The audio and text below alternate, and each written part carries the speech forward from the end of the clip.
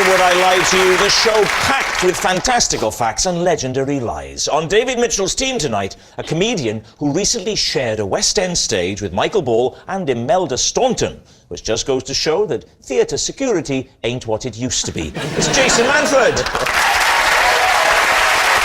And a journalist and broadcaster who has written 5 books, which, interestingly, is just 3 more than Lee Mack has read. It's Joan Bakewell. And on Lee Mack's team tonight, an actor who starred as an Ewok in Star Wars, a role he wasn't very happy with, as wanted to be Yoda, he did. Warwick Davis! And a man who spends his life sniffing tarts and poking his finger into muffins. From the Great British Bake Off, Paul Hollywood!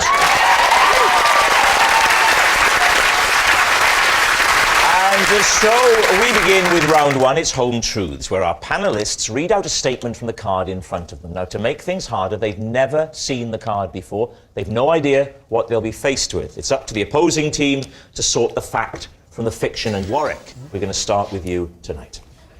When I got my first car, my friend and I would pretend to be cops, park up, eat burgers and tail cars we'd picked out of the traffic. David's team. How old were you at the time? Well, I would have just passed my test, so 17. What was your first car? It was a Mini. Can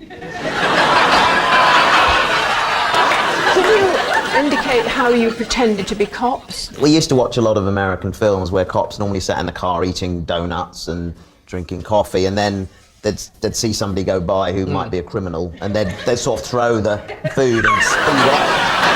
And so that's what we were doing, in essence. So you were American cops? Yeah. And what were you eating?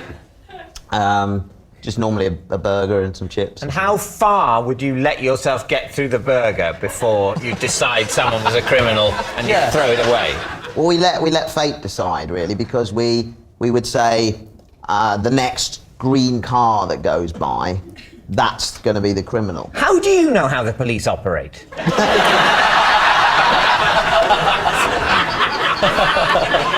What happened when you caught up with them? Well, we also set a rule that we would follow them all the way to where they were going. Oh. It's starting to sound a bit sinister. Yeah, this is changed now. And when they arrived, then we would just carry on. We wouldn't confront them or anything. And how far was the furthest you went in pursuit? Bulgaria. That was a really crap weekend, wasn't it? When are they going to stop? The bloke in the front's going, don't stop, there's a bloke following us. I don't know, Bulgaria, just keep going. How far was the furthest you went? Like more than a mile, 2 miles? Oh, more than that, but we'd never go out of the county. We lived in Surrey. Because you had no jurisdiction.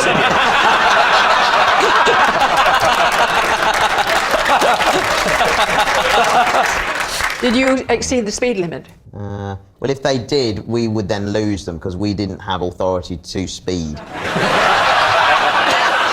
What did you think they were guilty of? What were their crimes? Why were you after them? Just because we'd been told to. Who was telling Bring you? him in. Yeah. Did you have little radios? All units, we're looking for a green Ford Cortina. Registration, Alpha Papa Alpha. Didn't know Alan Bennett was a policeman. Here we go. He said, we're looking for a car, it's just escaped. If anybody happens to see it, do take chase, but don't get too close. David, I'm holding you responsible for that one. I thought he'd already done it. So what do you think, David? I think it might be real. I think it might be true. You had a bit of fun. Well, I think we think it's true then. Yeah. I'm going to say true. Yeah. Warwick Davis, truth or lie? It is the truth. Yes, it's true. When Warwick got his first car, he and a friend would pretend to be cops, park up, eat burgers, and tail cars they'd picked out of the traffic. Next up, it's Jason. I was gutted when I first saw Rob Brydon's small man in a box routine, as for years I've been entertaining my pals with my own man trapped in my mouth. Well, first of all, small man in box is a silly little thing I do that nonetheless shows great talent. and it's this. Where are you? I don't know where you are. Somebody get me out of here. Thank you. Now, Okay, can we hear the man trapped? Well, I'd rather not because You can't do it. What it is like I never thought about doing it as part of my act or anything like that. But you know, it's like anything that's really, you know, that you think, oh, that's good, and then you see someone else do it properly and well, and you know, like Rob. And I thought I can't do that now because it's been done. Mine's amateur We'll take an amateur version, won't we? We won't. Yeah. We'll take any old rubbish. I'd be embarrassed to do it. That's why on, I want you to do it. BBC. I think the only way we can really get a grip on this is if you were to give us a little something. Yeah, you've got to give us a sample. Have some water. You know, it's like Rob. Careful, he'll drown.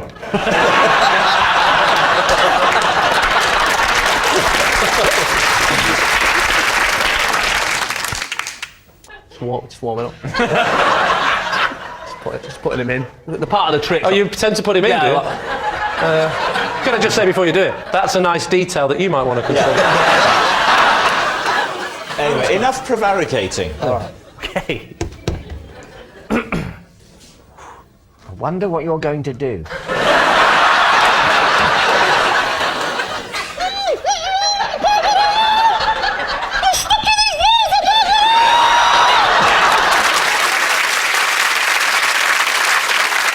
Why don't I see if I can coax my little man in a box to have a little chat to the man you've got stuck in your mouth? Rob Brydon, chat up line. Here it comes. Ready? How are you feeling today?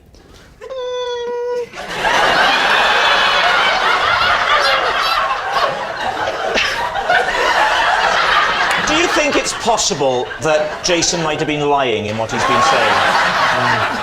I don't know, because he could be better at it than he's making out. No, I'll be honest with you. That's the best I've ever done it. Tell you what we'll do, just one last little try, and just the best it can be for us. Panicking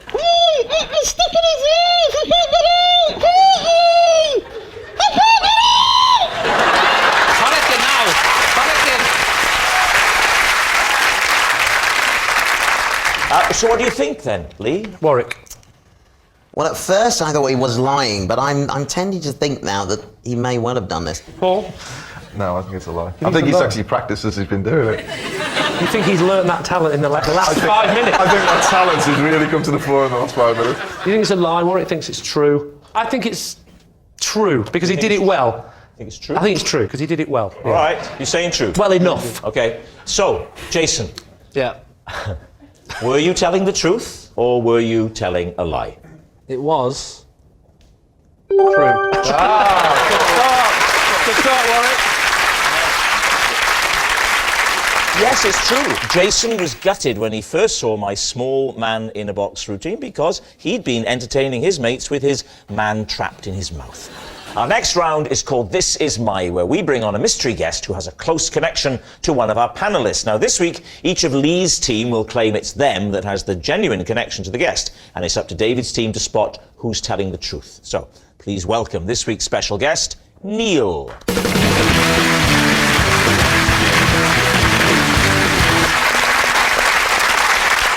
So, Warwick, what is Neil to you? Well, this is Neil, and he paid me to jump out of a tree in the park and propose to his girlfriend whilst dressed as an Ewok. Paul, how do you know Neil? This is Neil, he's my neighbour, and when he goes on holiday, I look after his parrot and take it out in the cage for a walk. And finally, Lee, what's your relationship with Neil? This is Neil, and to prove my manhood, I once assaulted a womble in front of him. So there we have it.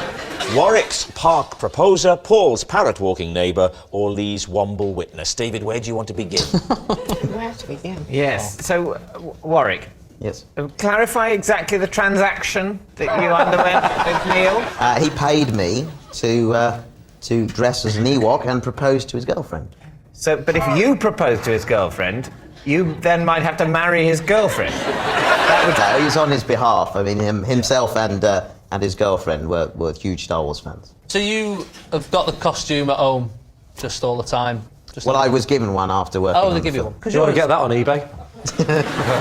Then you wouldn't have to jump out of trees and propose to people.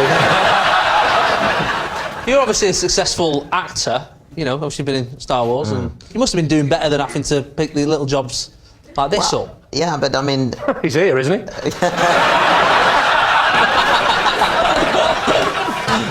there are sort of ups and downs in any actor's career. I say it again, he's here, isn't he? What was your line? What did you have to say? Well, I hopped out of the tree and I went yup yup, which is Ewok language for yippee. And I said, on behalf of Neil, will you marry him? And thankfully she said yes. And then he came out from behind a bush. I don't... So the girl was in the park by herself. He's hiding behind a bush. He's not with her that day. No. You jump out of a tree dressed as an Ewok, saying yup yup, and she stayed still and waited to hear the rest of the sentence. No, Neil and I had organised it. She always went this way home from work. So she was walking home from work as well. She was relaxing. Was it after dark? No, it was in the summer. Okay. She knew she'd passed that particular tree. Yes. What was her name? Tracy. That is a name. That is a name.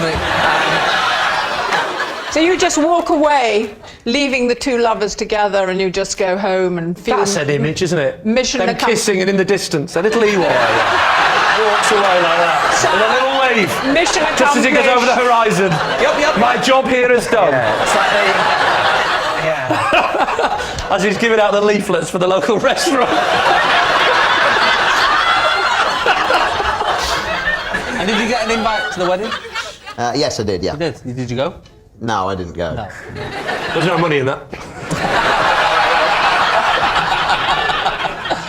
And how did it come about? How did he get in touch with you? And Well, Neil came to a Star Wars convention that I was at. Right. And I knew him when I was a kid. I didn't really remember him, but then when he asked me, look, I'm going to propose to my girlfriend, she's a huge fan, you know, and offered me some money to do it. I mean, I still... That's what friends are for. And have there been a progression of like, did he start with Han Solo and go, right, he doesn't want to do it? All relationship starts with Han Solo.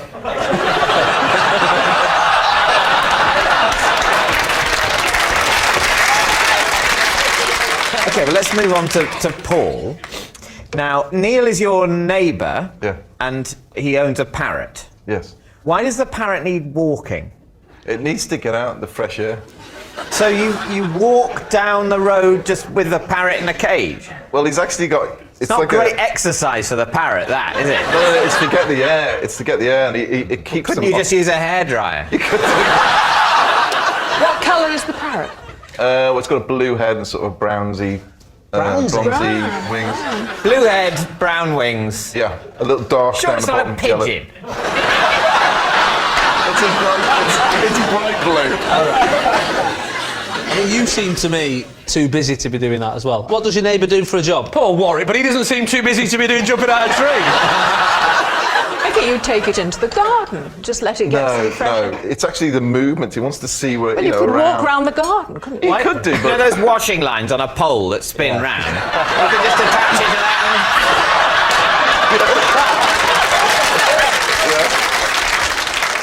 And where would you go on this walk, Paul? We Where? live in a village, and literally just up the lane. There's a little path which breaks out to the wheat fields, and literally I don't go as far as I normally walk the dog, but about halfway up the field and back. He offered me to have this. It's like a haversack. It's weird, and it's got a connection. You can actually hold it on your back. No way. Yes. In the cage? In the cage. Oh, I thought you meant without the cage, and I thought Oh, no. it could take off.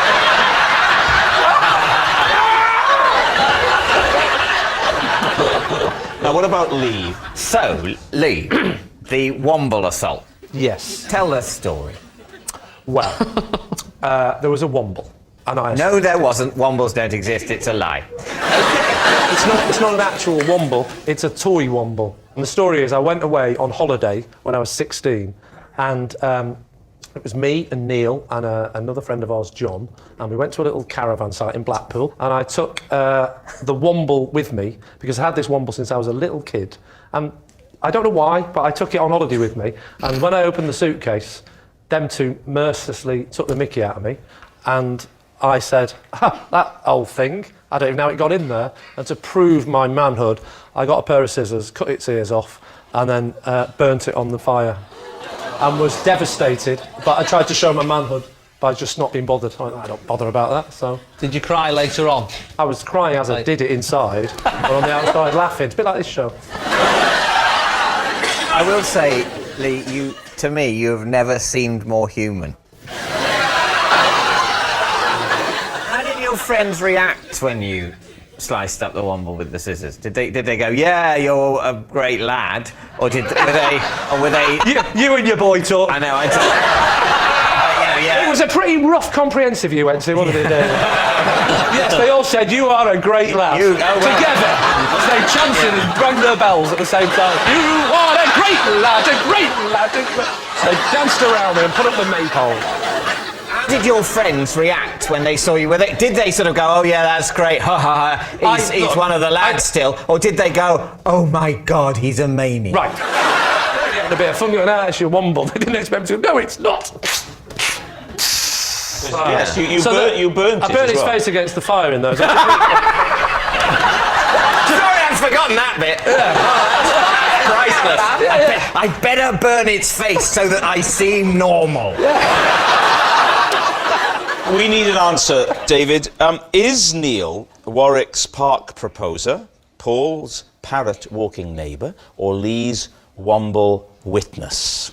Joan, what do you think? Well, I think if I was a fan of Warwick and the show, I would think that would be quite a larky thing to do. I genuinely hope it's not true about Lee, because I think that must have been a very upsetting thing. Me too. And then it must be very upsetting when the point came you realise you have to use that terrible moment in your past on a TV comedy show. David, it is series 7.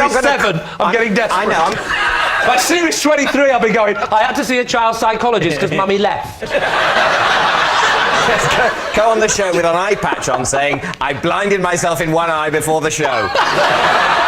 Who knows? Will it be an eye or a wound? I think the parrot one is the least plausible for me. I think Warwick's telling the truth. I think that's the closest to reality. I hope it is. I too think it's most likely to be Warwick that's telling the truth. You think it's Warwick? You think it's the Ewok? It's the jumping out of the tree and the proposal? That's what we're going with. Right. Neil, would you please reveal your true identity? Rob, my name is Neil, and I'm a friend of Lee's, and I witnessed the womble.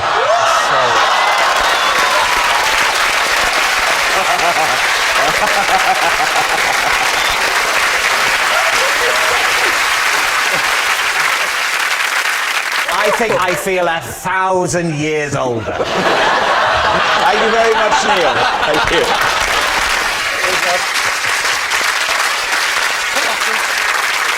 Which brings us to our final round, quick-fire lies, in which our panellists lie not only through their teeth but against the clock. And again, they don't know whether they're about to read out a true fact about themselves or a made-up lie they've never seen before. We start with... It's Joan. For the last 30 years, my breakfast regime has never altered. I have 1 bowl of porridge, 1 large banana, and half a pint of lager. Lee. How much do we want this to be true? It's healthy. It really isn't. Sorry to break it to you, but porridge is not good for you.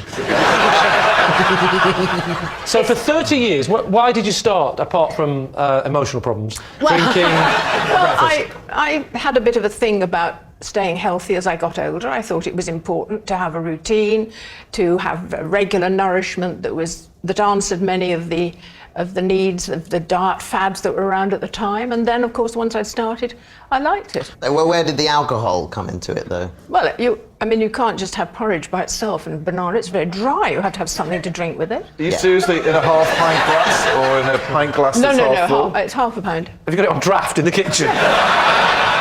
No, I don't do that. I buy lager like other people do in cans. I don't gulp it down. I just like a enjoy lady. it. I read The Guardian The while I'm... potassium. You read The Guardian with your half a lager.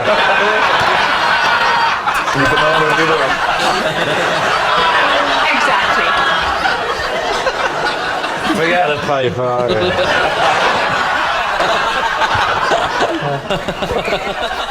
So when you go abroad, do you hunt down bananas and lager? Yes, it's not difficult if you stay at the right places. It's not difficult to acquire lager anywhere in the world. All hotels do have lager. Yeah. Yeah, but why specifically? That's not the bit we're lager? doubting, David. Well, we're not doubting where you get porridge them. is also well known as a breakfast food. I don't see which of these Actually, three I things do you disagree. think It will be isn't. somehow unattainable It's not in the places you might go and stay on holiday or on business. Some places you go to, you will find it difficult to find porridge. Where?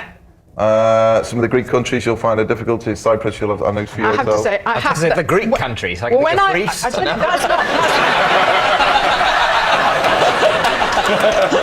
That's not been... The problem that I've encountered is when I go to stay somewhere in which I've rented a villa or something, Yeah. and then I take porridge oats with me. And beer. And Lager beer. as well. No, you can order that.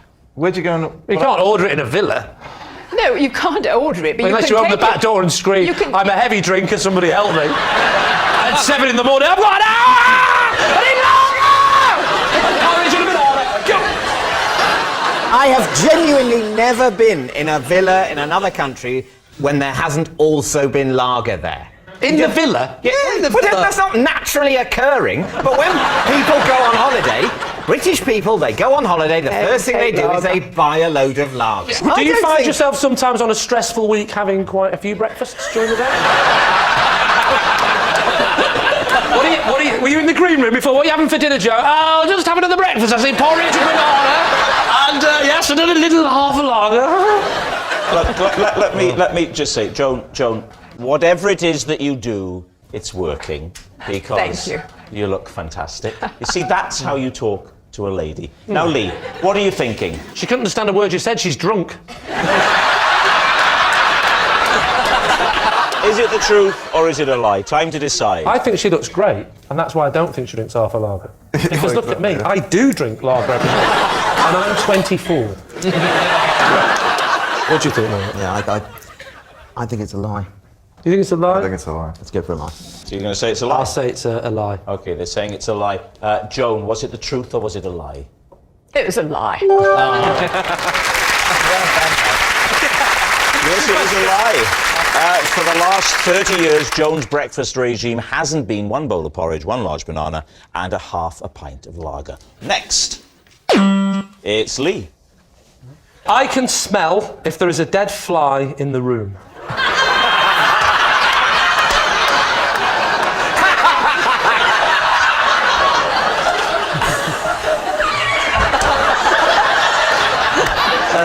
Can I just say, I know it sounds ridiculous, but I can smell a dead fly in the room.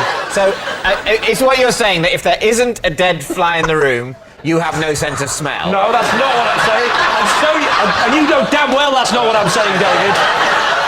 No, I can smell if there is a dead fly in the room. I can smell the dead fly. So is there a dead fly in here? Hold on.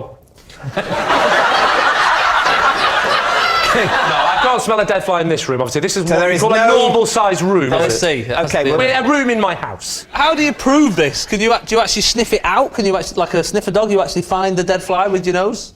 Or you just go... No. Is I there never, a dead fly I in never it? told you I could find them. You can't locate it, you just know it's somewhere within the walls. Not within the wall. I'm not talking about flies that might have been killed by a serial killer and then sort of plastered in. Yeah. I can't smell them. I No, can't smell no. them. No, definitely not. Right, okay. But you can't locate them, you just know there's somewhere I in can the smell room. if there's a dead fly in the room. So when...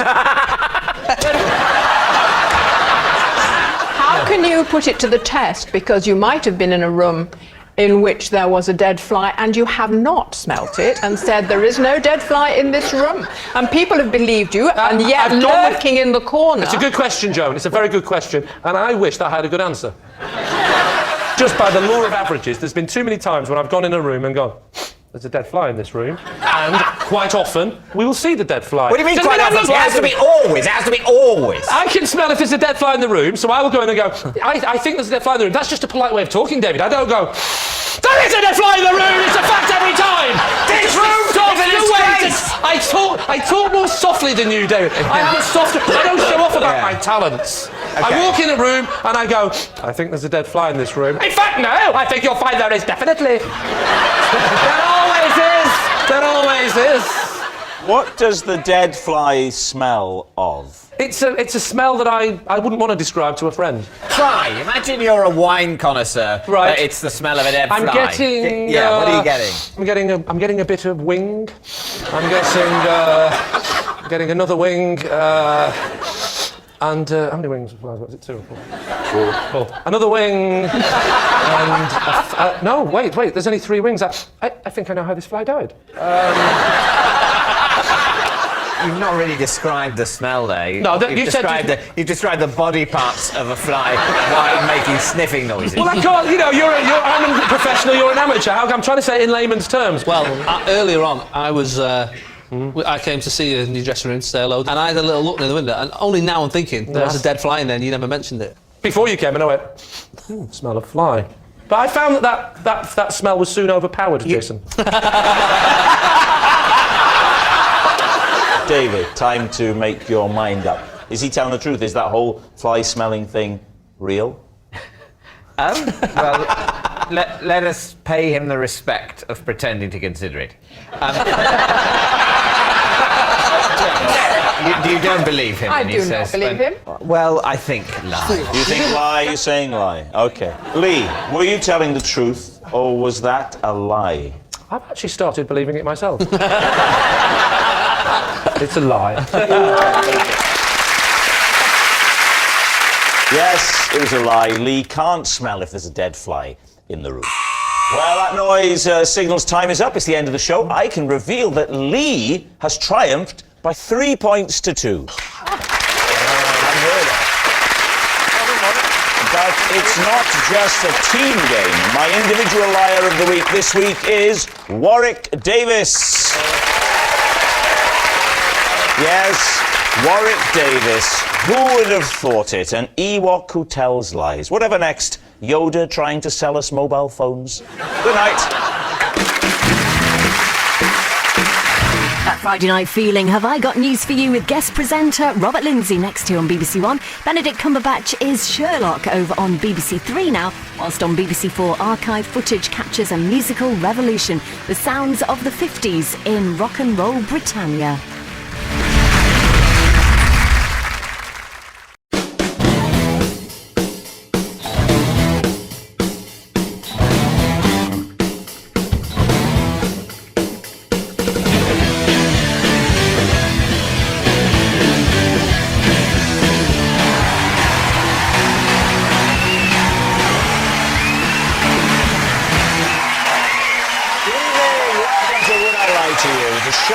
With barefaced lies and well-masked truths. On Lee Mack's team tonight, an American comedian, actor and star of The Simpsons. One of the few people for whom having voices in his head is actually a good thing. It's Harry Shearer. And she presents the Great Pottery Throwdown, which I think is just smashing. It's Sarah Cox. David Mitchell's team tonight, a comedian who used to be a glass collector in a comedy club. It was a tough job, but he picked it up as he went along. It's Jason Manford. And the BBC's former chief political editor. In 1 year, he asked politicians a record number of questions, 5,000, and got a record number of answers, 7. It's Nick Robinson. So to round one, Home Truths, where our panellists each read out a statement from the card in front of them. To make things harder, they've never seen the card before, so they've no idea what they'll be faced with. It's up to the opposing team to sort the fact from the fiction. And Jason, is first up tonight. Okay. I once wet myself whilst babysitting a toddler. Lee's team. When was this? I reckon I was about 12 or 13. It's quite young to be babysitting. 12. Not in the north. What people are parents by that? I was going to say. So whose baby was this then? Was it a neighbour's? It was no, it was like a niece. I think. Like a niece? No. It wasn't a nephew. No, it was a niece. No, a cousin. Well, it's hard to It's a niece. Why didn't you go to the toilet? Because I heard like a voice upstairs. Like a voice. Like a voice, yeah. Like a niece's voice? It was like a voice of a man, of someone who shouldn't have been up there. Like it's like a voice that I didn't know, and I just got scared. I thought it was a ghost. So you heard this voice and you went to investigate. It was on the baby monitor. So what did the voice say? It said, "Wet yourself." Go ahead. It wasn't an instruction. It was just like a voice. I'm in the toilet. It's occupied. So what did the voice say? Well, I can't remember the exact words. But you always forget what a ghost says. Did he speak in English? Yeah. It was English. What kind of accent? Like a northern accent. He wasn't going. Oh. He wasn't doing like a typical ghostly noise. It was just going. Hey up.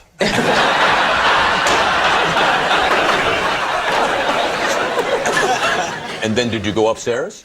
I went up and there was nothing there. And did you ever get to the bottom of what this voice was? Yeah, I think what had happened was the baby monitor had tuned into one of the neighbours' baby monitors. And I was just listening to someone 3 doors down. When you realised that you'd had an accident because you were frightened. Yeah. Did you then make any attempt to sort of get changed or to dry No, I still... Can I say, Sarah, it's a lovely line of inquiry, but can I just go a step further and ask the extent of the spillage? Because, no, there's the full-on... There's the deluge. Then there's something that some of the more middle-aged men on the panel might be aware of, which is the sitting and... Oh, not again. Can I just say you're saying this out loud? Was it age-related seepage, or did the levee break? Are you hoping to become...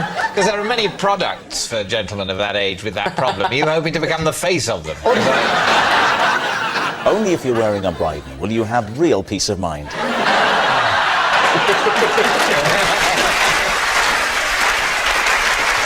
Rhymes with Brydon. Yeah, Brydon. Stay Brydon in a Brydon. Right, there you go. Brydon? Dried on. Yeah. With a Brydon. It's dried on. It has, it's dried on. It's dried on. So you go up, you get to the niece's bedroom, you check on her. Yeah. When does the penny drop? I went up, grabbed the child who was asleep in her cot. Yeah. I went out the front door and my... You actually ran out? Yeah, I did. Screaming what? I didn't scream, Lee. What, you've wet yourself? Well... Don't try and keep dignity with this story. I didn't scream, I just wet my pants. So my auntie and uncle lived around the corner, so I just went round there. And what did you say to them? There's a ghost in the house, so I've got the baby. And what did they say? Have you wet your pants? So what's your team thinking? Harry, does this strike you as the truth? I'm still back at like a niece, like a nephew. Yeah. It was unsettling, wasn't it? That got me off my feed right there. So Harry thinks it's a lie, and Sarah says it's... I kind of think it might be true. Oh, split decisions, I hate them. Who can persuade her the most? I think Smithers could. Can we make him do a voice, Oh, God. please? That's early. Yeah. Round one, person one. I thought at least have the dignity to wait to the second half. Is it truth or a lie? Never mind that, do Smithers.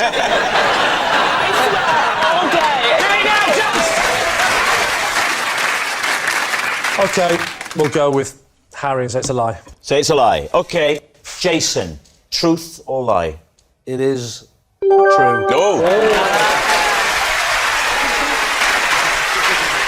It's true. Jason did wet himself whilst babysitting a toddler. Sarah, you're next. Okay. I know how to properly wash a cow. David's team. How do you properly wash a cow? With water and soap and determination. Why do you have to wash a cow? If they get dirty. Yeah, you need to wash a cow if you're gonna show your cow, like at a county show or something. All right. What sort of soap would you use for a cow? A typical soap, or was it a special agricultural soap? Use fairy liquid. Just the one brand, just fairy. I mean, you could use a citrusy, lemony, fresh one. I think that would make the milk taste lemony. But the steak would be lovely. Because everyone likes a bit of lemon on their steak, don't they? Well, yes, Lee. You often marinate a snake. Yeah, you certainly made me look an idiot there, Rob. Watch this. With you again. Yeah. Yes, Lee, because... You said snake, can't do it again. Every time you say it, I'll shout snake. So why did you have to wash a You marinate a steak in lemon. Save it for tonight when you're in bed with your wife. I'm just marinating the snake.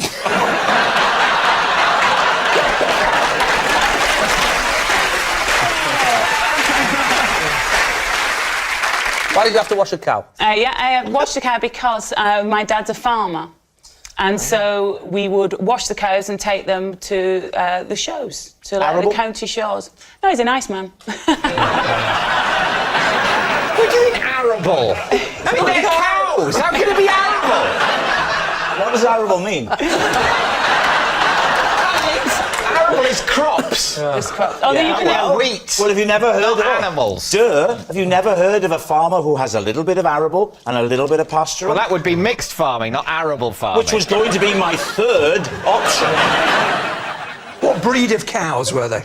They are the brown and white ones. Too technical.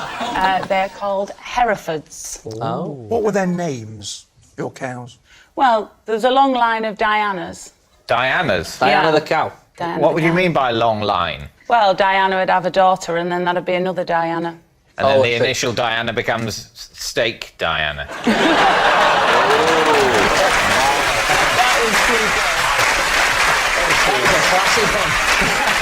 So, David, time to take a guess. What do you think? Nick? I'm suspicious. You think it's a lie? What a plausible lie.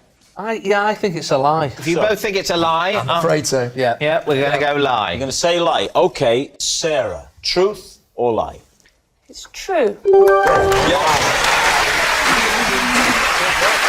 Yes, it's true. Sarah does know how to wash a cow. Our next round is called This Is My, where we bring on a mystery guest who has a close connection to one of our panellists. Now, this week, each of David's team will claim it's them that has the genuine connection to the guest. It's up to Lee's team to spot who's telling the truth. So please welcome this week's special guest, Claire.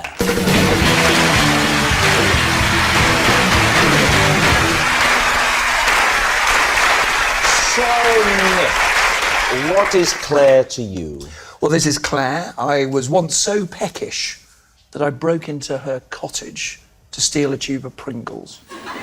Jason, how do you know Claire? This is Claire. I once called her to drive my car from the roof of a multi-storey car park because I was too scared to. David, what is your relationship with Claire? This is Claire, and she is my dentist, whose earring I swallowed mid-procedure. There we have it. Is Claire Nick's burgled buddy, Jason's multi-storey mate, or David's dozy dentist? Lee's team, where'd you start? Jason, let's start with you. How old were you? I was like 20.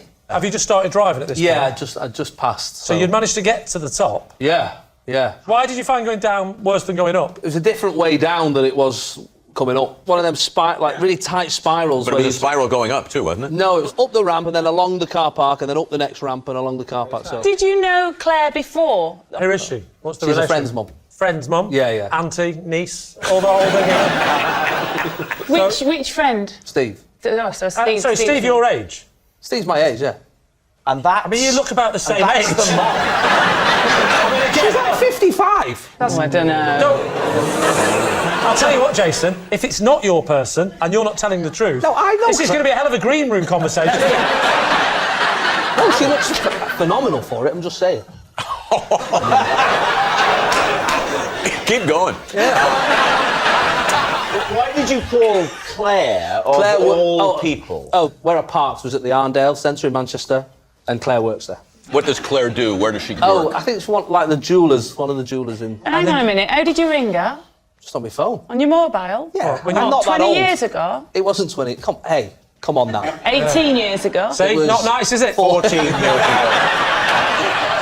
14 years ago. Jason is 34. You're 34? Yeah, and that's not even a lie. That's true. And you had... Wow, have you had a really hard life? And you had Claire's work number on your cell phone. She had a mobile number as well. Sorry, like Steve's you mum's had number. your mate's mum's number on your mobile? Yes, I had my friend's mum's number. What have you got it down as? Sweet Cheeks, Claire? Steve's mum. OK, who would you like to question next? OK, Nick. So you broke into this lady's house for Pringles, did you say? You mean the crisp or the jumper? So where did all this happen, Nick? Paint the picture for us. Where are we? We're on holiday. We're on holiday. Where? People at home are now banging the TV. Somebody hit pause. Where were you? I was in Italy. Italy. Italy. Well, that's narrowed it down. Where in Italy were you? I was in... Pause. I'll give you a clue. Could be Rome. Venice, Florence. That's just... Near Florence. You were near Florence. How do you and Claire know each other? She was also on holiday. I want to know, did you know Claire before you went to Italy? I did. So you're near Florence, you've hired some cottages close to each other? Exactly. And what happens? Well, I'm in my cottage, raiding the larder. Yes. Looking for things to eat. And I thought, I know what I need. Right. Crunchy nut cornflakes. Hey, Rob? They are ludicrously tasty. So how did you get into the cottage? I sort of tried you get blinds on a holiday cottage, those sort of shutters. That's the word I'm after. Yeah. So I tried the shutters, spotting that one was open. I thought, I tell you what, I could probably squeeze in. What time of day was this? Just before lunch. So you got in Why through didn't you wait the for lunch window? then? Nice work. So the shutter is a little bit open, but isn't it on the other side of a shutter a glass window? Yeah, but it wasn't locked. She's not security conscious, this I can woman. shimmy I'm in. surprised she's working on a jewellery counter, to be honest with you. Have I got these stories mixed up? I think so.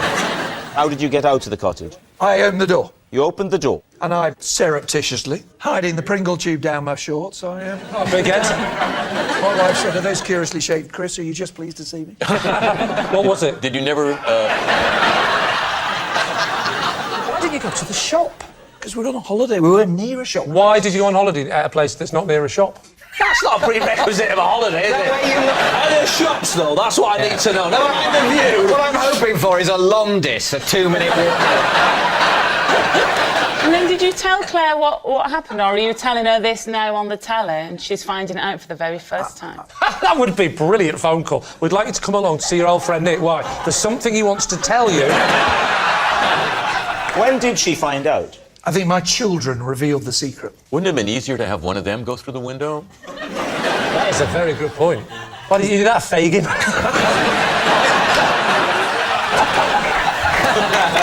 All right, now what about David? David, can you just remind us again how you know Claire? This is Claire, and she's my dentist. Oh, yes. Whose earring I accidentally swallowed mid-procedure. Oh, OK. What kind of earring was it? It was just a stud. What was the procedure? It was a dental procedure. No, it was actually a cleaning. Not polishing and cleaning. I won't clean my teeth myself. So you pay her at a dentist's rate to do hygienist's work? I want an expert. Yeah. I get a brain surgeon to clean behind my ears. What made it suddenly just fall out? Did you grab at her in terror? No, I didn't. No, I'm scared.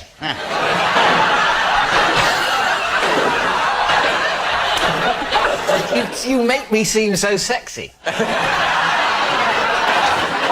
I think it was just simply gravity. Something has to ruffle your ears. Yes. Oh, David, you didn't. Goodness sake, man. You can't blame it on the Novocaine. You knew what you were doing. So you're laying back Yeah. in the dentist chair or the hygienist chair. Yes. And she's leaning over you to use the cleaning apparatus. Yeah. It's hard to swallow even liquid when the hygienist is working in your mouth. How did you manage to swallow an earring? Well, I didn't try to. It just went, and I felt just a slight. So you didn't felt- you didn't swallow at the time? I felt nothing more than a sort of. No, I didn't go. Oh. So you swallow the earring, do you get the earring back and give it to Claire at your next appointment? That's a good question. Did it ever get back to Claire? It did not. Did it? I'm sorry, I wasn't prepared to do that.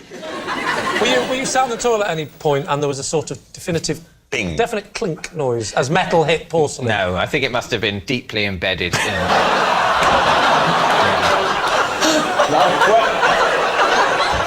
When you... Oh, God, give us a minute. It must have come out, mid-log. Yeah.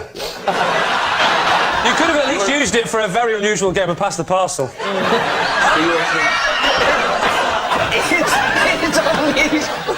unusual. The adjective you want to use. Unusual's probably not a strong enough word. Sorry, kids, the clown's cancelled. Back to you.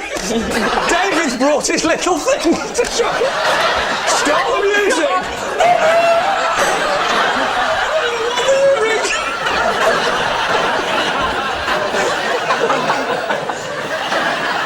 All right, well, we need an answer. What do we think? Because they're all sounding unbelievable to me. I tend to believe Jason. Jason, you think he panicked getting out of the car park? Sarah, what do we think? Well, I don't know. I don't know if Nick was being vague on purpose about where the cottage was. When they come to him outside of number 10, have you ever noticed some crumbs of crisp just falling from his mouth at the last minute before he goes ham? And in the background, a slightly opened window. Yeah. What about David, though? I mean, you're not Oh, even... we were actually entertaining that. So, what are you going to say? I say Jason. You say Jason? So I'm drawn towards Nick's story being true, but I don't know. I'm happy to go with the bottom on here. I think we might have to go with Jason. You're going to say it's Jason. OK. Claire, would you please reveal your true identity? My name is Claire, and Nick stole my Pringles. Thank you very much, Claire.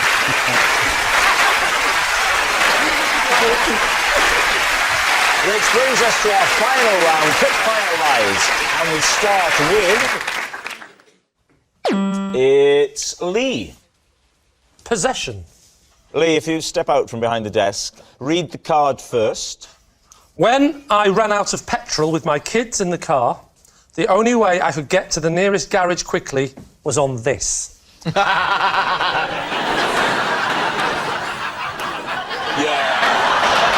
that down there, sir. Brilliant. So where did you break down? I broke down just after this round, crying. It was a country lane. Whereabouts in the world? It was just somewhere around Oxfordshire. You're from Oxfordshire, aren't you? Yes. Let's change that.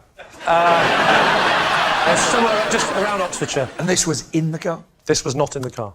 This belonged to a farmer. Belonged to a farmer? The smallest, campest farmer you can imagine.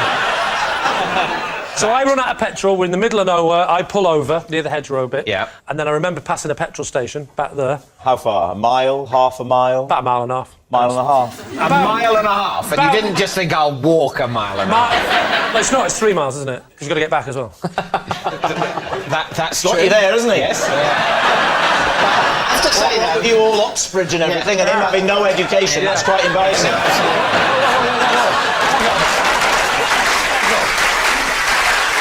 But still, 3 miles, that's not that far. 3 miles is a long way when you've got children in the car crying. Well, hold on then. If you did 3 miles on it, you can definitely do 4 yards. So let's have a look at you on the bike. And then, let me finish the story. I remember as I came back with a petrol canister falling off and damaging my leg and vowing that day never, ever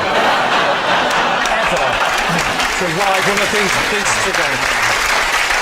Would you like me to demonstrate me riding the bike? I think so. I'll kill you for this. Go round the back, round to the side of Sarah, you can do it from there. OK, I'm not feeling as young as I used to be, so I may not be able to do a wheelie. Right. Is it all coming back? And you had the petrol can as well, of course.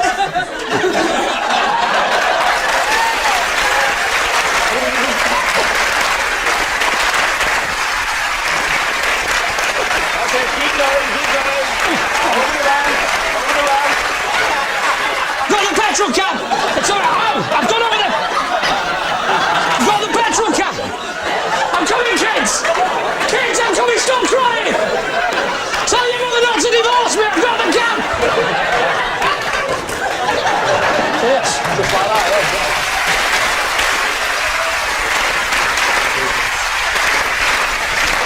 Now I can see it would have been a big help.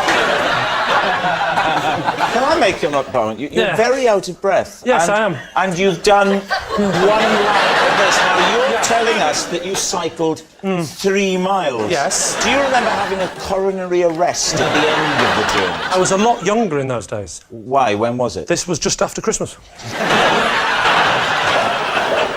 Lee, what are you doing? I'm thinking in a minute I'm going to go wheelie the bike to the edge. They're saying in my ear it seems like a very bad idea. I say, let him have a go. Oh, they're saying to you, this is a bad idea. How do you think I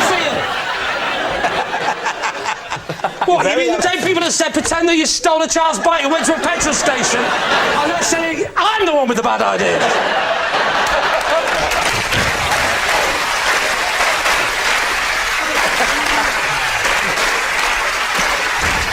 Stay, Rob.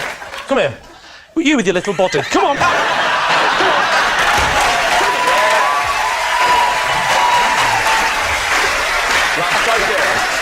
Will you help me onto it? I'll sit here and do the easy bit. Right, I think I'm just going to make him cycle around for a while. I'm doing Rob Brydon. Oh.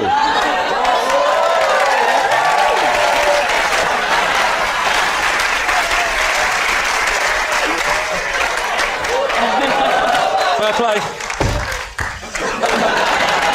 you want me to help you onto the seat? Oh, jump! Thank you. So, while Lee brings that huge bike back up, what are you thinking? Stop me if you object, but I think we're going to say that it's a lie. You're saying it's a lie? All right. Yeah. It is, in fact, a lie! Yes, it's a lie. Lee didn't ride a child's bike to a petrol station. stupid game! Next, it's Harry. At a White House drinks reception, I was asked to judge who could do the best Mr. Burns impression out of Barack Obama, Bill Clinton, and Bono. Oh, this is the best thing we've ever had. What was the occasion? They were honoring musicians. They have about 4 or 5 of these a year at the White House. And why was there a Mr. Burns, a competition to sound like Mr. Burns at a musical event? I was there, and I think they thought it would be a cute idea to have me, judge the thing, because people are always asking me to do these. Do you generally say no when people ask? No, I don't. Good, do it. I mean, I'd rather not ride a miniature pink bike. Yeah. But, we all go with the cards we're dealt. All right, so I will tell you about your riding the pink bike that you were excellent. One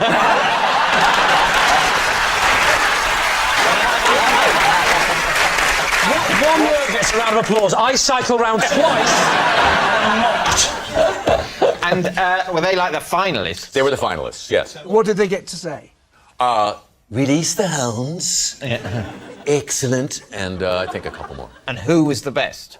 I judged Barack Obama the best. Very wise. Yeah. It was his house. Yeah, absolutely. Whereas Bono? His Burns was a little too breathy, I thought. Could you give us an approximation of Bono's Burns? Release the hounds, release the hounds. Or release the hounds, release the hounds, release the hounds. Something like that. No, it wasn't like that. No. And what about... Tom Jones? What about Claire? Release the hounds. And what about... Bill Clinton. Bill Clinton. Well, you got to release the hounds now. I did not release those hounds.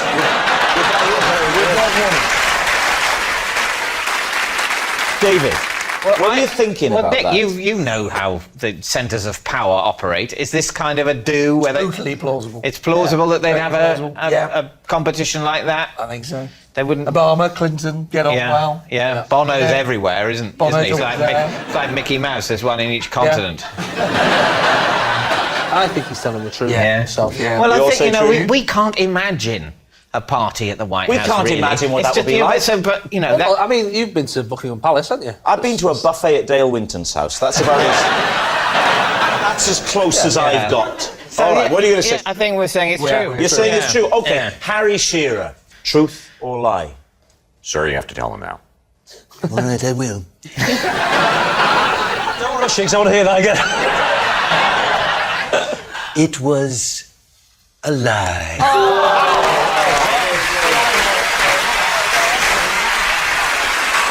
Well, that noise signals time is up, and it's the end of the show, and I can reveal that David's team have won by 3 points to 2. Thanks for watching. Good night.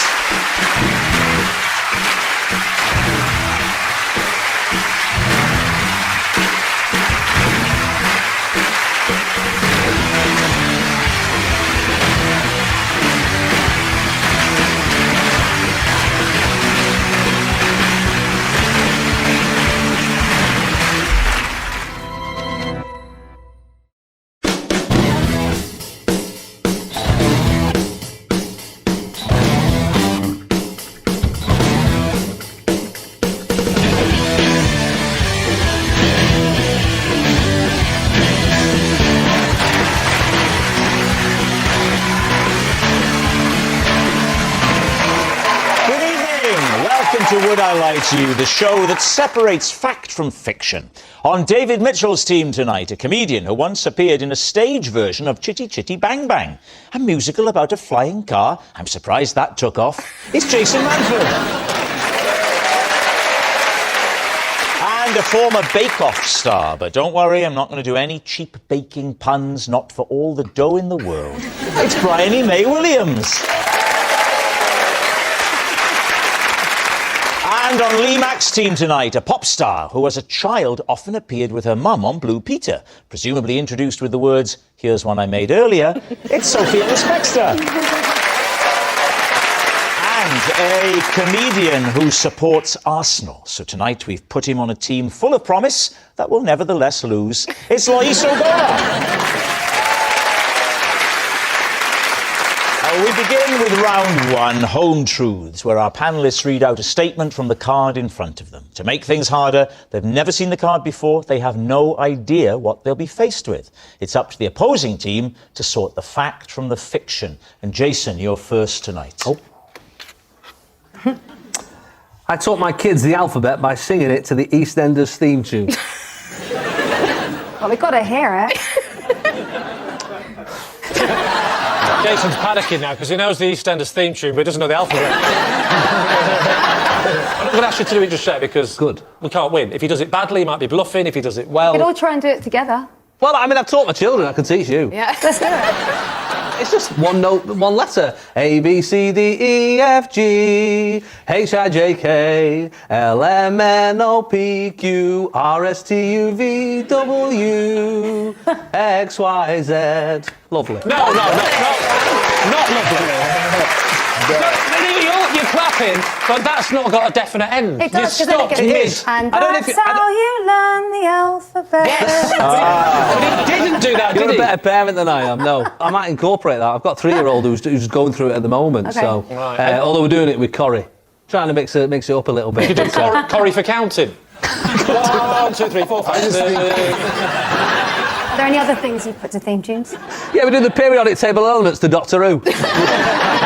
Is EastEnders on in South Africa? No. Just get the box set and catch up. It was a letter to a note. Because you could have gone A, B, C, D, F, G. Yeah, but I wanted to make I haven't finished. H, I, K,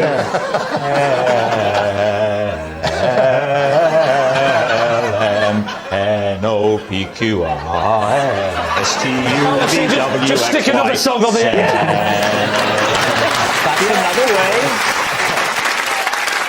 Sophie, I don't want to put you in this invidious position, but as a pop star, if you had to choose between one or the other, which would you go for? I did really enjoy Thanks those, very yeah. much. Fair enough. Fair enough. All right, is it true? I don't know, I was just thinking about you saying, who would you choose, me or Jason? I don't think you should be swiping left for both. I don't think you should be swiping right for both. I don't know which way around it is, but you can use that in the edit. I think it's not true. Sophie? I'm going to say it's a lie. Yeah, I think it's a lie. Jason, truth or lie? It is a lie. Yes, it's a lie. Jason didn't teach his kids the alphabet using the EastEnders theme. Bryony, you're next. Oh. When Paul Hollywood fell asleep in the tent at the Bake Off wrap party, Prue and I piped icing on his face and sprinkled him with hundreds and thousands. It's a lovely thought. Lee's team. Did he wake up when you were doing this? No. Whose idea was it? It was Prue's idea. Was it? Did she have to persuade you, or were you well up for it? Oh, no, I was well up for it. We should check, Loiso, do you know what we're talking about? Is this on in South Africa? I have no idea what you guys are talking about. It's a televised baking competition. Okay, cool. I get that. You don't have Bake Off over there? We would describe it to you, but we know your reaction would be, and that's a television programme. I'm surprised this is a television program.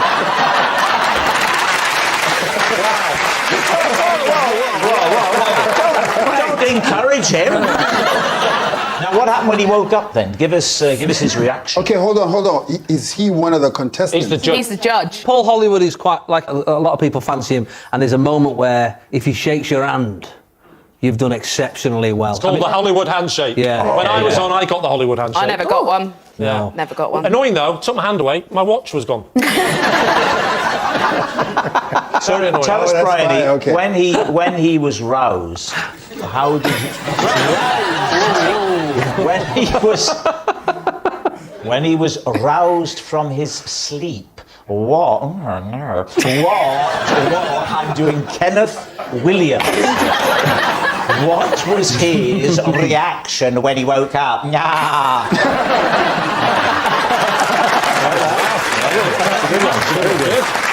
Well, he was very angry. He just got really cross, shouted at us and stormed off. Fair enough. Well, what do you think? I mean, she was definitely on Bake Off, we know that. Yeah. Well, I like to think that Paul Hollywood would just find it a bit funny and just sort of go, oh, you guys. cheeky, yeah, you guys. Yeah. I'm gonna say it's a lie too. You say lie? Yeah. You say lie. I've got to go with my team. You're going to say it's a lie. OK, Bryony, was it true or was it a lie? It was a lie. Ah, there we go. Yes, it's a lie. Bryony didn't cover Paul Hollywood's face in sprinkles. Loiso, you're next. Once while staying in a hotel, I was accused of keeping a baby in my suitcase. Wow, team. This programme's taken a turn. There's a lot to unpack there. Yeah, keeping a baby. Very good. It's nice to have proper jokes. Keeping a baby in a suitcase. Yeah. So how did this accusation come about? I was in a hotel foyer and someone said, "Sir, there's a baby in your suitcase." This is a bit crazy, but I have an alarm. Yeah. And it wakes me up in the morning so I don't miss my flight. And so this particular time, I'd woken up early. Okay. Yeah. And so the alarm didn't go off and I didn't switch it off. Oh, I see. And what is the sound of It's the a alarm? crying baby. So you've chosen... Do you have children? You have children of your own? No, I don't have any. You have to think about that then. So no children, but you've decided to do is get the worst part of having children and make it your alarm clock. Yeah, well, that's because my friends who have kids have told me that that sound will definitely wake you up. Oh, I see. So it was still in your suitcase, and then it went off, and the crying appeared to come from the suitcase. Did you have to open the suitcase to prove that it wasn't a baby? At some point, yes. Did you? Wow. Of course he did. Can you imagine security going, is that a baby in there? No. All right, then we'll leave it. Jason, what do you think? I sort of think it's true. It's so crazy. What do you think? Yeah, I'm kind of at that same point that it's so crazy that it might be true. Yeah, it might be true. I mean, I don't understand why the noise of a baby crying rather than a normal alarm. Well, think about it this way. Yeah. The same app gives you like tons of sort of sounds to go to sleep too as well. Why is he trying to convince us? Well, yes, he's trying to convince He's trying us. to convince then. us. We were already going towards truth. That's the obvious sign of a lie when people want you to believe it. Come on, what's it going to be? How I'm baffled. You're a little thrown, aren't you? This is. I think of it as a little throne. Thank you. Very nice. Very nice. I think true. You still think true despite the last-minute attempt to convince? Yeah, I think it's double bluffing. Still true? I think lie. You've gone over. Sorry. I'm going to go true. Oh, how upsetting will that be for Bryony? You're essentially calling her a liar. I'm not calling her a liar. I'm calling her an idiot. All right, Eloiso, was it the truth or was it a lie? It is the absolute truth. It's true. Eloiso was accused of having a baby in his suitcase. Sophie, you're next. During lockdown, I cut my son's hair so badly I gave him £20 to tell his dad he'd done it himself. David's team. So what went wrong with the styling? I am really bad with cutting my son's hair. I've tried a few times with different kids, and all your own though. yeah. What was the look you were going for? Just to make it shorter, just a trim. And if you had to pick between, say, mine and Rob's and Lee's, what would have been the dream style? Yeah. You're looking like a woman who needs more options. None of you really have the same hair as Ray. It's almost like quite surfer dude at the moment, and I just tried to give it so that he could just see again. Surfer dude. So David. How did your husband, their dad, react? So he guessed pretty quickly, but I think Richard mainly found it funny, luckily. Oh, okay. Yeah, that's lucky because it's pretty awful. Well, all of it actually. I mean, you imagine that, taking money for lying. Who on earth do that? So what's it going to be? I think true, because as someone who uses bribery regularly in parenting, I would say that's completely plausible. I can completely believe the story. I just think you've priced yourself wrong. It's too much. Well, you've got to be thinking chocolate. That's the thing. Because the thing about chocolate is that children really like it, but it's incredibly inexpensive. My parents brought me up to believe that a chocolate digestive cost about £75. All right, so what's it going to be? I think it's a lie. I don't It's a think she lie. would do that. It's true. I think we're going to go lie. Sophie, truth or lie? Luckily, I was lying. Yes, it's a lie. Sophie didn't give her son a terrible haircut. Our next round is called This Is My, where we bring on a mystery guest who has a close connection to one of our panellists. This week, each of David's team will claim it's them that has the genuine connection to the guest, and it's up to Lee's team to spot who is telling the truth. So please welcome this week's special guest, Kath.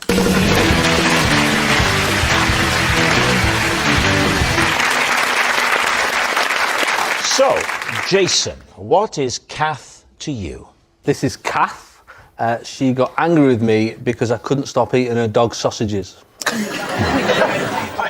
Jason's sausage saviour. Bryony, how do you know Kath? This is Kath. I had to strip her of first prize in a baking contest when I found out that somebody else had made her cake. Bryony's bogus baker. And finally, David, what is your relationship with Kath? This is Kath. Together, we recently enjoyed a 5-mile ride on a tandem.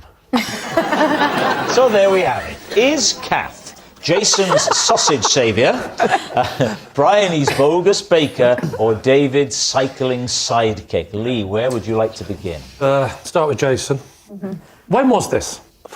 Gosh, when was this? I mean, give us a decade. It was recent. It was in the last year. In the last year? It was about 4 months ago. How long did it happen for? Just over a year, I think. So for just over a year, you've been eating her dog sausages. That's right. Right. Just one more question. Oh, all right. What the hell are you talking about? Kath has got a cafe. Yeah. And that sells sausages. Right. What's the texture of the sausages? wasn't expecting that question. They were pork sausages, sliced up, and for dogs. So she's your local cafe owner? That's right, yeah. Right. You go into this cafe fairly regularly? I go into the cafe. Yeah. How often do you go? Like, at one point, every day. Why? Because it's in the square. What does that mean? In the square where I live. It's in the square where you live? Yeah. Where'd you live? Trumpton? I've got an office and it's near Caff's. Okay, this is during the lockdown? It was during lockdown. Mm-hmm. Was Cath's Caff open? Only for outside use. These sausages, are they already outside on the table as a treat for the dogs? Yes. Ah. How many tables had sausages on? One, of course. Just one? Just the one. So you weren't allowed to sit at the tables because it was lockdown. Oh, so I see. So humans weren't allowed to sit down, but loads of dogs were going, have you been? You're right. Yeah. What sort of dog do you have? No, I don't have a dog. Oh. What makes them different, like, types of sausage? Why would they not be for humans as well? Well, I thought they were. I thought they were sausage samples. Okay. You thought they were to make you go, I'll have number 3, please. Wait. Yeah. Did she reprimand you multiple times or once? Actually, she's never reprimanded me. Well, hang on. If you say you didn't stop, that means it happened multiple times. It can't happen once.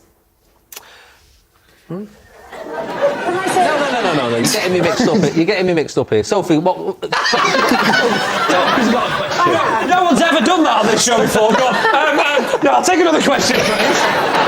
It's not question time. Yes, the lady there in the sparkly dress. What would you like to say? Just answer the question! So what happened was she put a sign up to say, can you stop eating the dog sausages? Just dear Jason! No, it was a general, like, someone's eating the sausages. Yeah. I'll turn around and if they're back on the table, we'll say no more about it. How many times did you do it? And how did you find out that you were in the wrong? Okay. When he was on all fours licking the water. He said enough is enough. Because one day I got to the cafe and there was a sign saying these sausages are for dogs, can you stop it? Did you go in and tell her, oh, by the way, that is me? I think it might be mainly me eating the sausages. I never went face to face and said, oh, by the way. So you didn't mention it to her at all? No. Must have got a hell of a shot when she got the call to come down today. What the hell's this about? Okay. I'll come then. But what the hell am I going to hear? Has he been stealing from his shop? What's he been doing? No, she just came down. Yeah, I'll come. Don't you want to know why? Yeah! There's nothing left at home. I'm bankrupt. Someone keeps eating all my dog sausages. Who would you like to quiz next? I mean, wow. Give the poor fella a break. Jason, have a drink. We'll come back to you in a minute. There's a bowl on the floor there. Just remind us, Bryony, what's your claim? I had to strip Kath of her first place title because her cake, she'd not baked it. Okay. And when was this? This was August 2019. That's post Bake Off for you? Post Bake Off, yeah. Is it a village fete or something? Yeah, a little village just outside of Bristol. So people just bring the cakes to the competition? I know, it's incredible, isn't it? That means you don't see the process. They bring the cake. Yes. It's an absolute lie because you don't run a competition that way. What do you mean? What? People just can't bring the cake. They can. Yeah, they do it all the time. Yeah. That is so flawed in so many ways.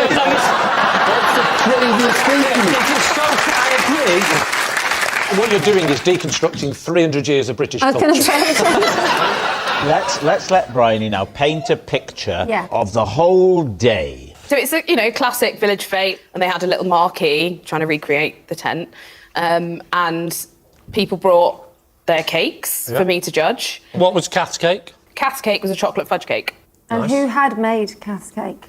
And well, before you tell us, how did you find out? Yeah. Someone else had made it? Well, this is very village fatey, but it was actually one of her neighbours came over to tell me that she knew that Kath had bought it.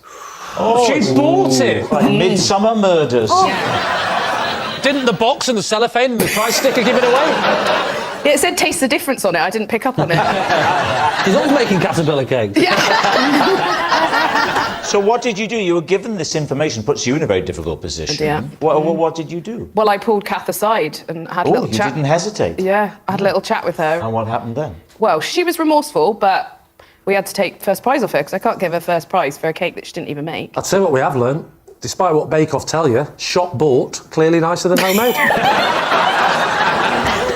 What about David? David. It was so long ago. What did he say? I said, this is Kath, and together we recently enjoyed a 5-mile ride on a tandem. Right. Front or back for you? Yeah. Front. Wow. And how do you know Kath? From the tandem ride. Because the first time you met was... That was you the first met her time on we the met. bike? I met her... wow, that's a place to meet, isn't it? No, I met her... Stop riding so close!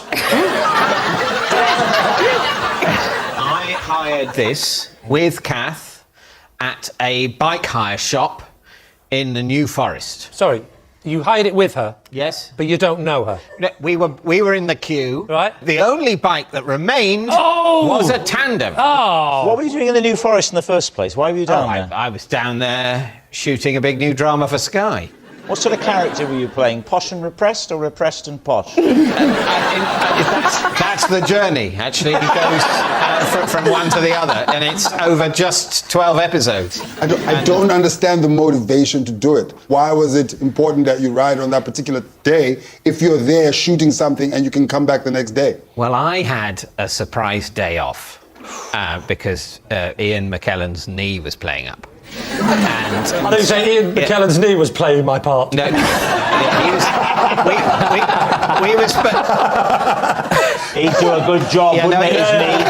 It's not working. Could we give David the day off and let my knee do I it? have to say, McKellen's knee does a wonderful sarcastic expression that puts me to shame. I was determined to have a bit of recreational fun in the New Forest, and I wasn't going to give up on a bike ride just because I was last in the queue. When you got off the bike, did you spend a little bit longer together? Did you say coffee or anything like that, or did you just end it there? Pedalo?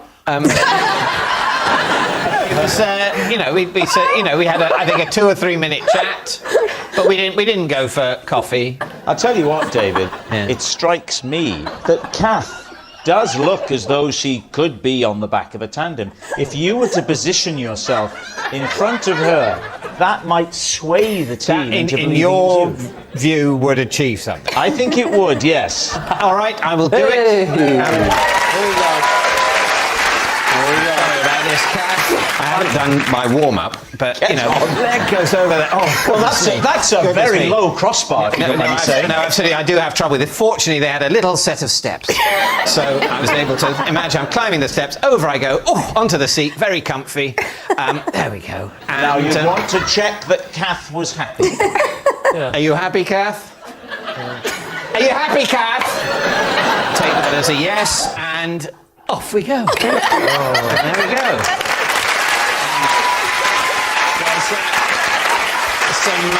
Some New Forest ponies there. That one looks like it's got mange. Over a cattle grid. David, I have to tell you, she's making very little effort. Do you know there are times in your life where you question some of your career choices? Back to the hire shop. There we go. Both brakes. There we go. There we go. Put it and then prop the thing up down the little staircase. Very nice to meet you, Kath.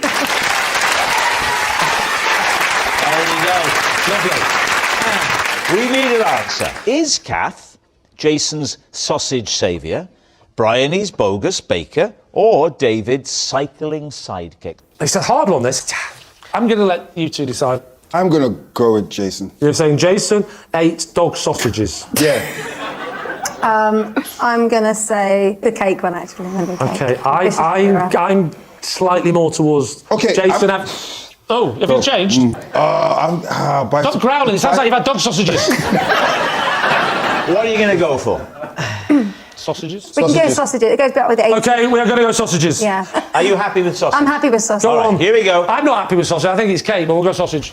Well, go with what you think cake. it is. You can always compromise and go tandem. I think you're going cake. Kath, would you please reveal your true identity? I'm Kath, and I had to stop Jason eating the dog sausage. Yes, Kath is Jason's sausage savior. And we can see a picture of the sign that she wrote now. There it is, look. That's it. Please don't take the doggy sausage. It makes them sad. If you're really hungry, we have human treats, you idiot, Jason. Thank you very much indeed, Kath. Thank you.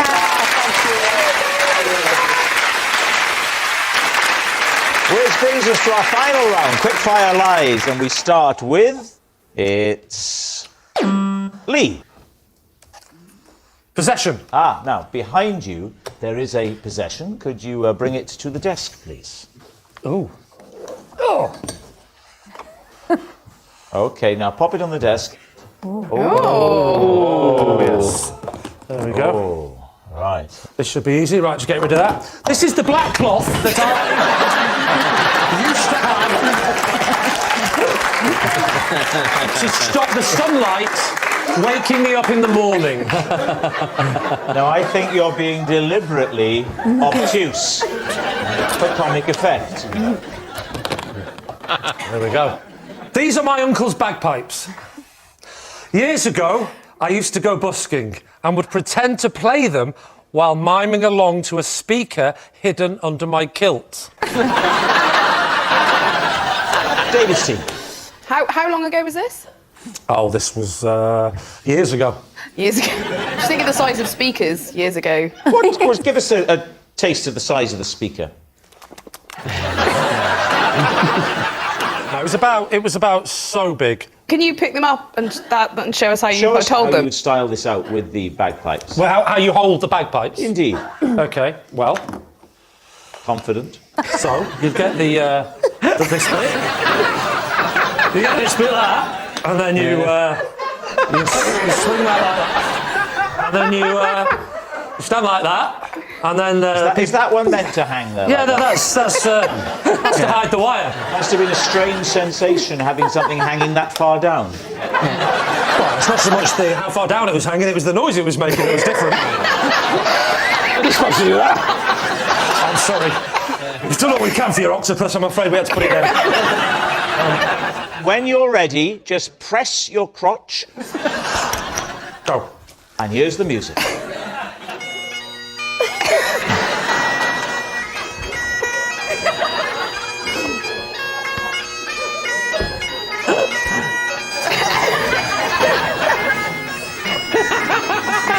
Are you blowing the wrong I had one? it upside down. I will say, so far, it's very convincing. Yeah.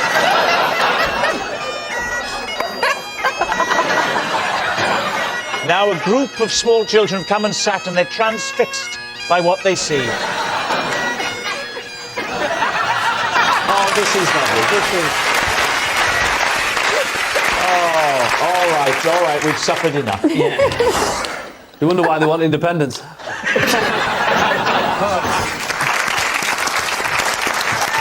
Did anybody ever rumble you? Yeah, I was rumbled. Yeah, I was rumbled on a few occasions. Well, there's quite a lot of Scottish people visiting London as well. Were they insulted, or did they find you out? You know, they'd say like, "Oh, where are you from?" And I'd, where are they from? Just like. So, what do you think, Bryony? Truth or lie? I'm thinking lie. Okay, Jason. I mean, I want it to be true so bad, but it just can't be. David, you're clearly going to go with your team. On this occasion, I am. They're saying it's a lie. Lee, truth or lie? It was, in fact, a lie. It's a lie. Lee didn't pretend to play the bagpipes. Well, that noise signals time is up. It's the end of the show, and I can reveal that David's team have 4 points and Lee's team have 2.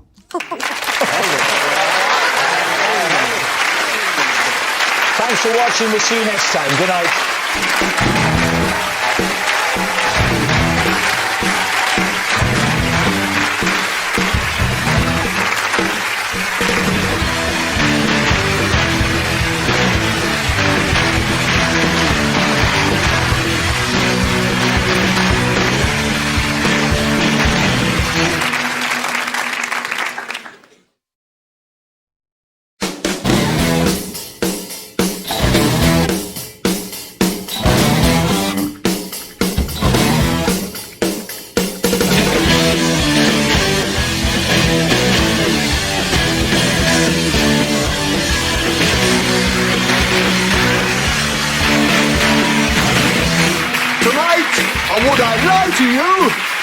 Do not swear.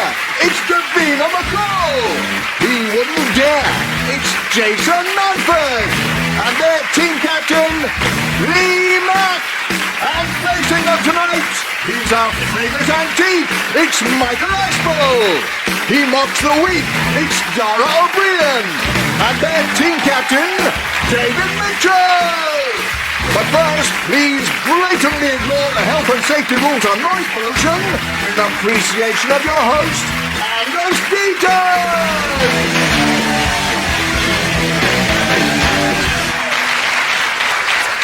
Good evening and welcome to Would I Lie to You, the show about liars and lying. One clue as to whether someone is lying to you is if they're unable to make full eye contact, which is why you should only trust pirates 50% of the time. Camouflage can be seen as one form of lying, except of course that it can't. And euphemisms are a form of lying when you use a more polite term to describe something, like when you give a refined lady directions to the powder room when she needs to fire out a dump. Which brings us circuitously to round one, Home Truths, in which we plumb the frightening depths of our panellists' lies as they take it in turns to read out a statement from the card in front of them, which may contain a true fact about themselves or a downright lie they're seeing for the first time. A scenario demanding instant creativity from the panellist, instant cunning from their interrogators, and endless patience from everyone watching. Michael is first to go over the top, so Michael, if you would. Before any TV appearance, I shadow box in my dressing room. What do you wear? As your shadow, is it fully clothed or in your pants? Or? I mean, when I'm fully dressed, about to burst on the scene. And do you take boxing gloves with you, or is it just literally with your sort of hands? I don't take any equipment for this thing. It's just a little thing between me and the mirror, really. Have you ever got beat? Do you do it to keep fit, or is it to kind of whoosh yourself up before the show, like a Rocky moment? Come on, I'm Michael Ashball. It is really, yes, to get the blood, I suppose, flowing towards the brain, that sort of thing. How fired up do you need to be for the Antiques Roadshow? Come on, it's worth 10 grand! How long do you shadow box for? Probably sort of 20 seconds. So not long, it's just a quick, like... Yeah, 1, 2 and a few uppercuts. Would you mind giving us a quick demonstration? What, standing, or can I do it standing, from standing. However you do it in the mirror for 20 seconds. Well, I suppose it's a bit of...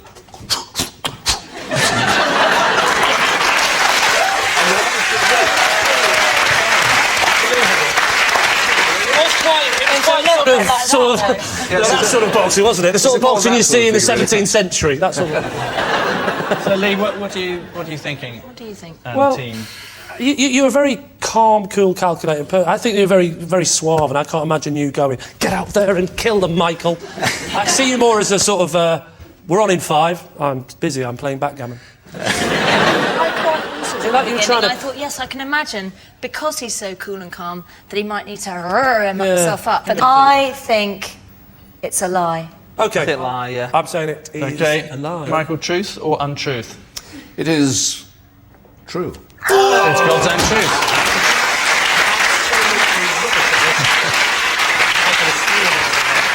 It is true. Michael does shadow box before every TV appearance, like that. While he boxes, a ghetto blaster at his feet blares out the same hard-pumping track over and over again. Schubert's String Quartet, number 15 in G. Of course, in a dressing room, it's shadow boxing. In the street, it's mental illness. Davina, your home truth, if you would, please. At my wedding, I walked down the aisle to the Big Brother theme tune.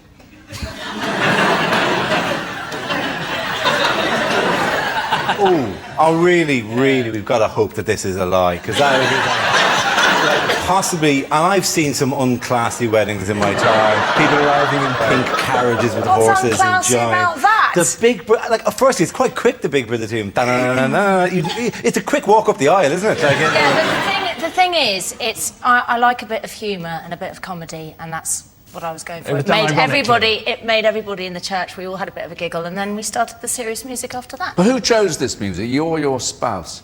Oh, well, me. I mean, I had to talk my husband round.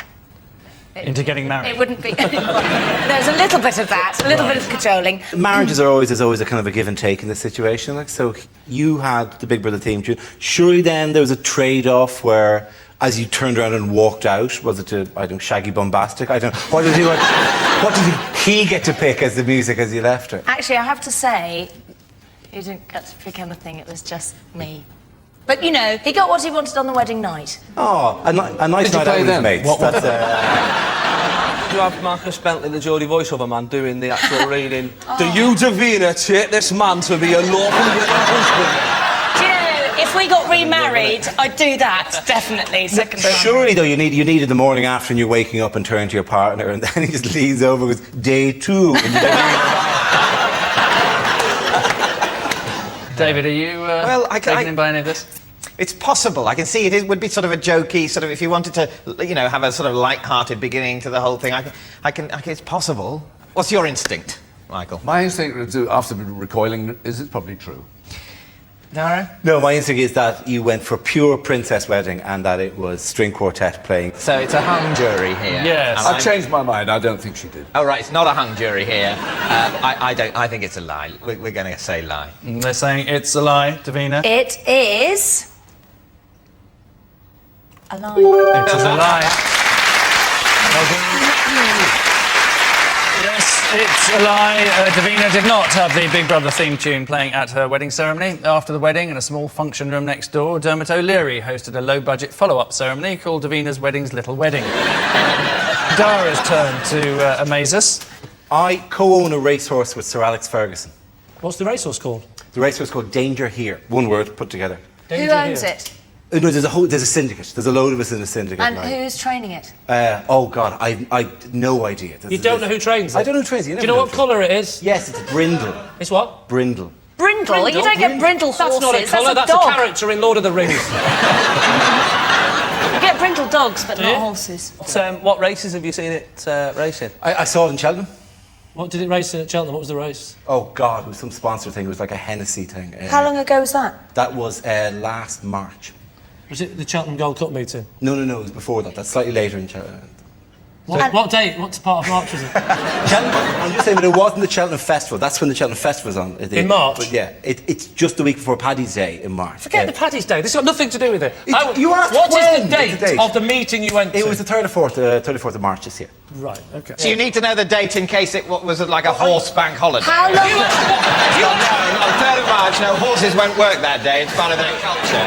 They're all worshipping their horse god. Special hay cakes. Have you got a horse? I've got no horse, no. But Would you like a horse? Well, is that what this is about? No, it's not about the fact that I want a horse. It's about the fact that... You want a horse. You're quite a horse guy, and you want a horse, and you're ashamed of saying it because it makes you sound like a 12-year-old girl.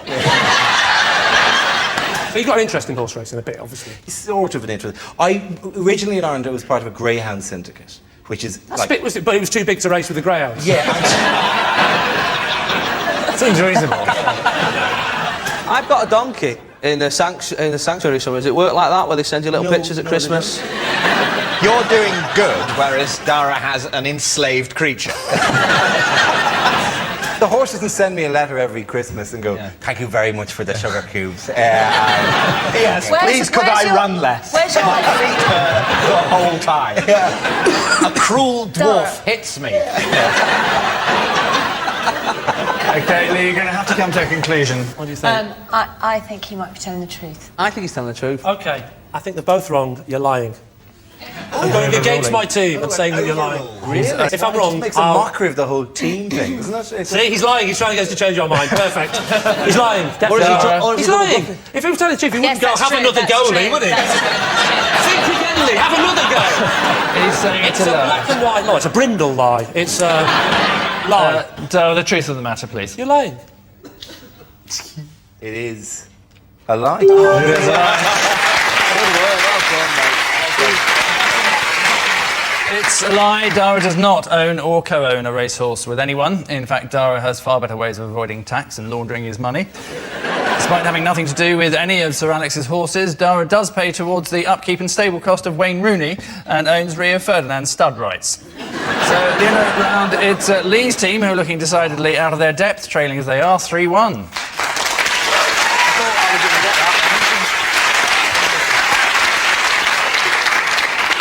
Our next round is called Ring of Truth, a simple title, simple idea, but still a massive obstacle for our panellists. So to David's team and a trip down memory lane to 1985. Hello, Suzanne Hayward. Hello. Hello. Hi. Hello, Mike. Hello. Hello, how are you? All right, thanks.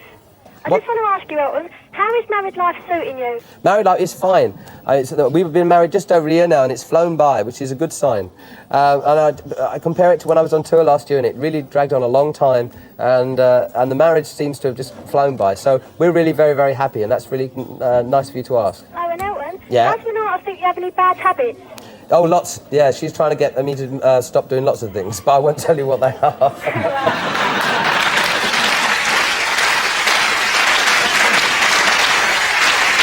I do like the fact that, you know, in 1985, we all thought he was straight. Everyone in the nation thought he was straight, but there was one kid that knew the truth and just sarcastically rung up Superstar and go, yeah, how's this marriage going on? Have you got any habits that she doesn't like, your wife? Yes, that was Elton John appearing on Saturday Superstore in the days when he was so far inside the closet that he was paying regular visits to Narnia. Elton continued to be happily married right up until he realised that his wife didn't have a penis. So, here is your related fact for David's team. David Furnish has an Elton tracker sat-nav, so you can see exactly where Elton John is at any time. So that would actually involve there being Elton being tagged in some way. Yes, it was developed by David Furnish's brother. He's an electrical engineer. Right. You are generally saying that he went up to him with some sort of like out of Mission Impossible 3 and to the back of his neck going like that, and now or some kind of swan collar. Almost a bejewelled anklet. That's all he needs. A bejewelled anklet. Yeah. You do this with much more style. This isn't the Antique Roadshow now, Michael. Is this a device that's actually been implanted in Elton John, or is it just in his bag? No, Right, it's so he a carries button-sized transmitter. It came about as a joke because Elton apparently kept on losing his mobile phone, and so David would never know where he was. They strapped him to a table and fired a microchip into his ear. Still not a solution to the phone losing problem, though, is it? So I know where I am, but where's my fucking phone? Maybe just Elton John should just concentrate.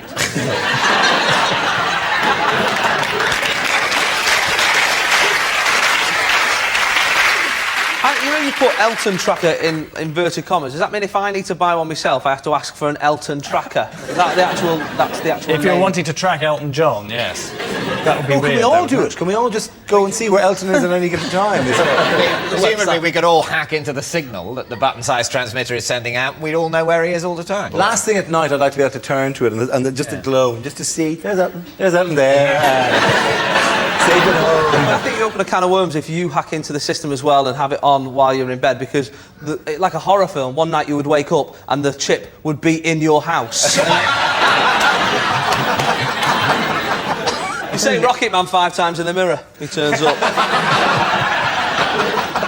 So, David, are you thinking this is plausible? I do think it's quite plausible, but also, obviously, it might I think it's doable. I don't think that's plausible that he would constantly track Elton John wherever he is. We have to work out whether it's with Elton's agreement, of course. I'd like to think that Elton knows about it, given that we all now know about it. Clearly. I'd hate him to find out watching this show.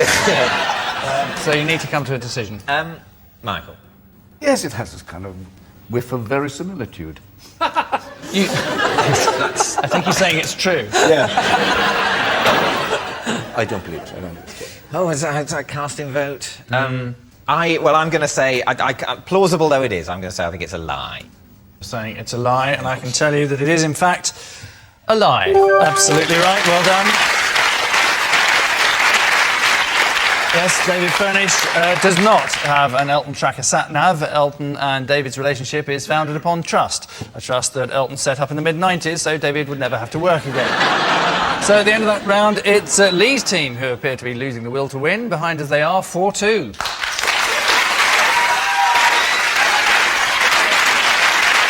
Our next round is called This Is My, in direct contravention of any known grammar. David's team will each claim to have a unique link to tonight's mystery guest, but two of the panellists are lying, so it's up to Lee's team to debrief, deduce and decide. So please welcome this week's special guest person, Lee.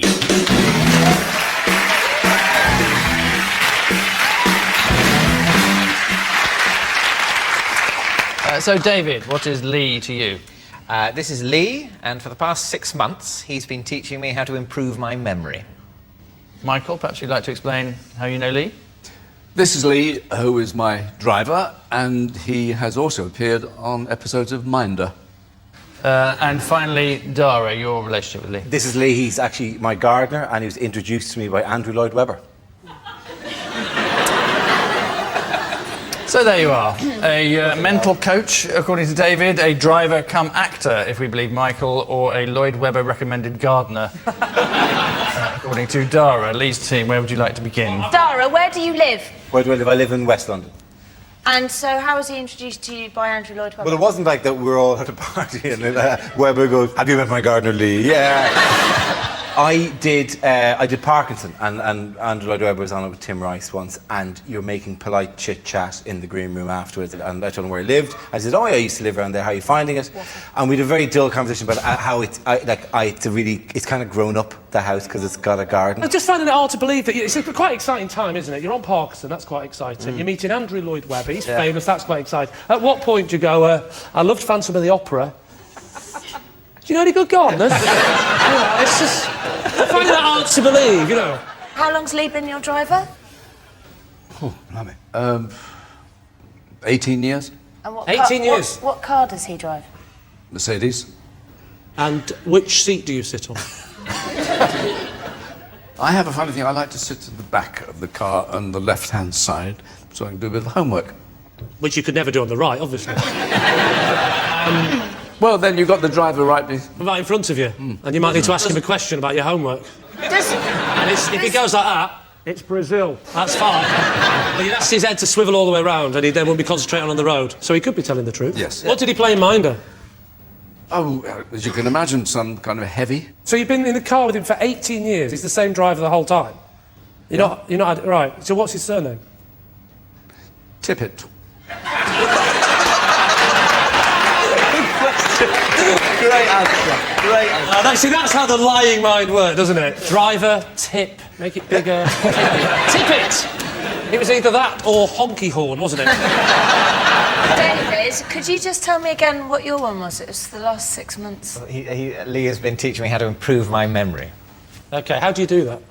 Well, I go to a monthly one-to-one class with Lee, and the aim is basically to stop the natural deterioration of the brain. Can you give me an example of the kind of techniques he teaches you? Well, it's to try and remember things like lines for a show. Essentially, you go on a mental journey, and you sort of remember it on the basis of a place that you know very well, and so you associate different parts of, say, a speech you're trying to learn with with objects that are in your kitchen. If I said to you 7 items, you could picture them in a story, couldn't you? So we've got a dog. Possibly. Well, Maybe you're not. Drive... Maybe not. You know what, Dave, if you get to 6, I'll believe you. OK. Dog, duck, house, car, circle, square, triangle. Can you repeat them back to me, please? Dog, duck, house, car, circle, square, triangle.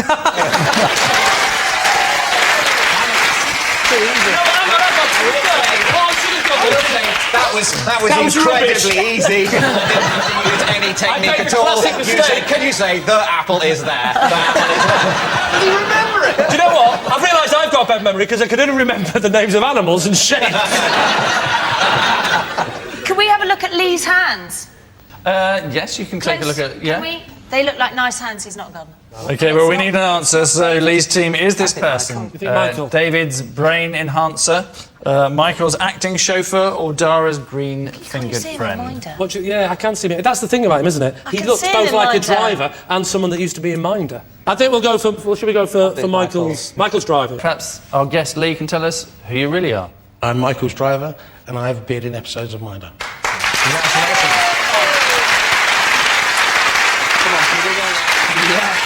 Yes, Lee is indeed Michael's driver. Are you only Michael's driver, or do you drive other people? No, I drive other people as well. You never told me that.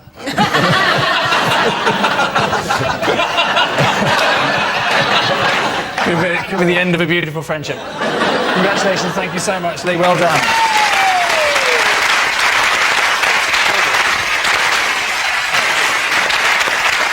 So many thanks to Lee, who was Michael's driver and occasionally appeared in Minder. For those too young to remember Minder, it was Dennis Waterman's stepping stone to Panto. So at the end of that round, it's David's team who are literally finding it all beneath them, on top as they are 4-3.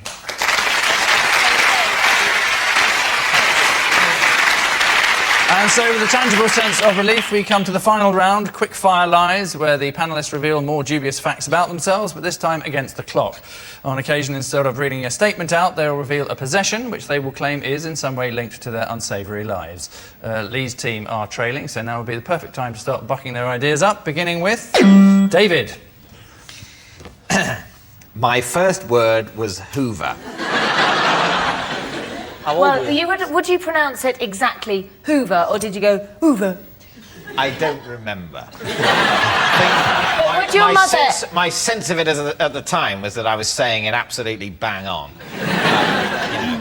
My parents were encouraging, I imagine, rather than going, you've mispronounced that and it's a brown one. Well, my children's first word was ashtray. Very clearly, he just said ashtray. Did he click his fingers at the same time? So roughly how old were you? Hoover. I don't know. Must have been about... When do people start talking? Well, how do you know the story? Your parents Well, told my parents have told me. But they failed to tell you how old you were when you said it. I don't remember doing it. I don't remember. I remember there was a silence and an inability to speak. And suddenly the sense of a vacuum cleaner came into my head and I knew that I could express it. But he's very intelligent, so I can like- imagine his mum and dad going, what's that then? What's that? And him going, well, it's a Hoover, of course. Are you stupid? It's a bloody Hoover. I don't know. What do you think? So Davina, is it what do you sounding think? plausible? Well, my children's first words were also dog, cat, ball, mama, dada, small. Hoover's quite complex word. Yeah. I am abstaining for the first time. I'm delegating to Davina. All right, well, I won't take it. Davina. Delegating what to do you Davina. think? You're on your own now, love. Let's just be done with it. Let's say it's true. OK, she's saying it's true. David, tell all. It is, in fact, true. It is true.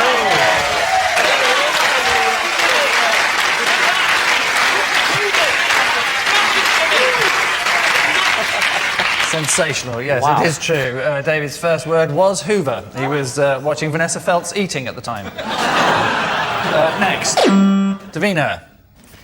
Possession. Right, if you'd like to look at the box beneath Yes. your desk, open it and tell us what it contains. Right. These are the wig and glasses I wear if I want to pop to the shops unnoticed. Right. Yeah. Would you Pop mind it on there. slipping into it? Obviously, I'd do it properly, but it's a bit hard to get all my hair. Yeah, do it properly. Yes. It's Davina. Good grief. Yeah, that's inside Lee Mack. Can I have a look? Uncannily like Davina McCall. I don't think there's a chance that people aren't approaching, not because they don't recognise it, they go, that's Davina McCall, don't go near her. I think she's having a breakdown. I think you look like Ken Barlow's ultimate fantasy.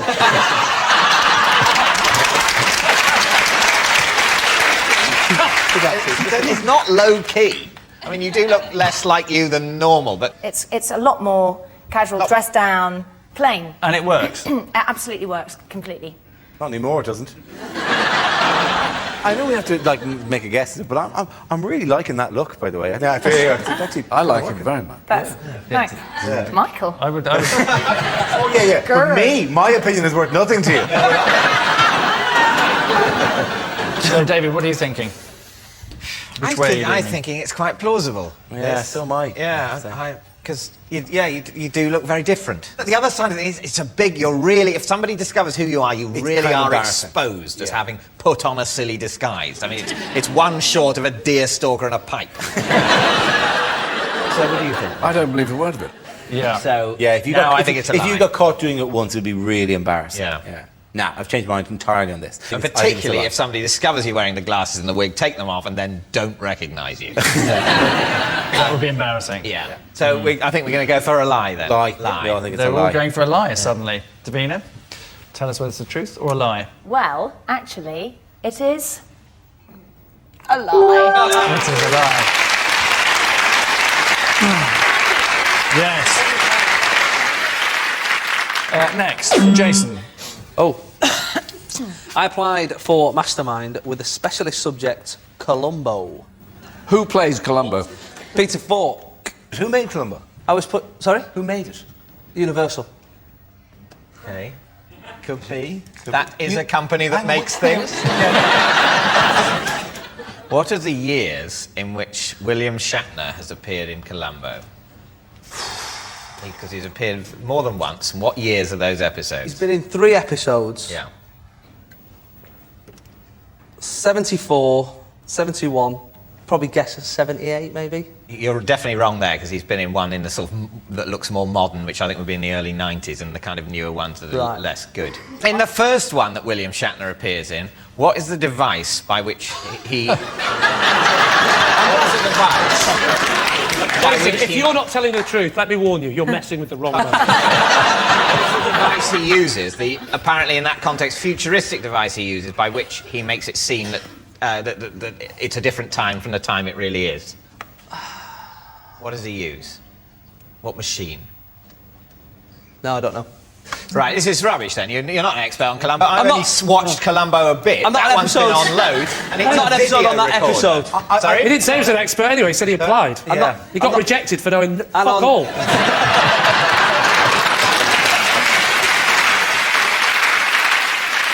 David, what are you thinking? OK, we'll go for a lie. OK, they're saying it's a lie. Jason? What's the truth of it? Stop, wait. It says Columbia. Start again. Just one more thing. It's a lie. It is a lie.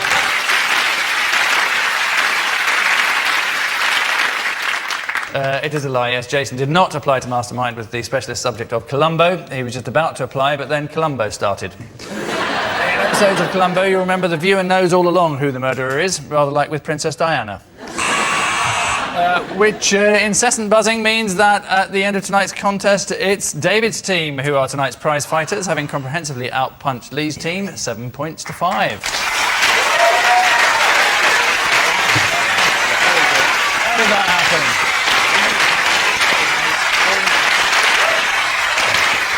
So, hats off to our winners, bog off to our losers, and we leave you with news that according to research scientists, habitual liars tend to speak in a dull, flat monotone, which begs the question, just what is Ken Livingstone trying to hide? Good night.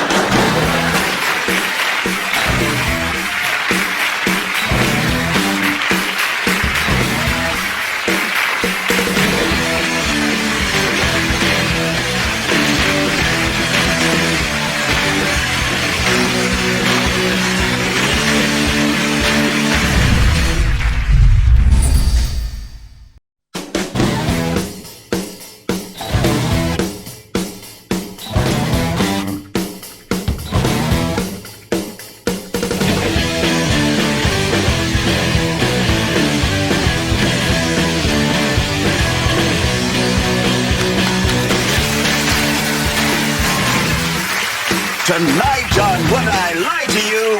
Can he fix it? It's Neil Morrissey. Yes, she can. It's Leslie Ash. And their team captain, Lee Mack.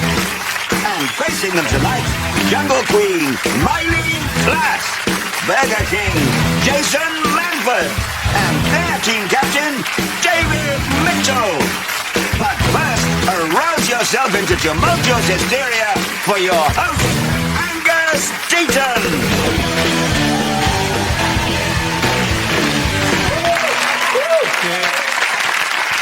Good evening and welcome to Would I Lie to You? 30 minutes of exposing truth and peddling lies featuring some of the country's most available talent. Scientists have found that 41% of us lie in the course of an average day, and apparently 59% of us lie about whether or not we lie in the course of an average day. And that liars tend to speak in a dull, flat monotone, which means we can safely rule out anything Stephen Hawking ever says. And we should never forget that in the Bible it says, "Thou shalt not lie." Then again, it also says a talking snake told a woman not to eat an apple, so we shouldn't pay too much attention to it. We start then tonight, not unreasonably, with round one, entitled Home Truths. Our panellists read out a statement about themselves, but have no idea until they turn the card over whether it's a startling truth or a complete lie that one of our researchers made up this afternoon to while away the tedium.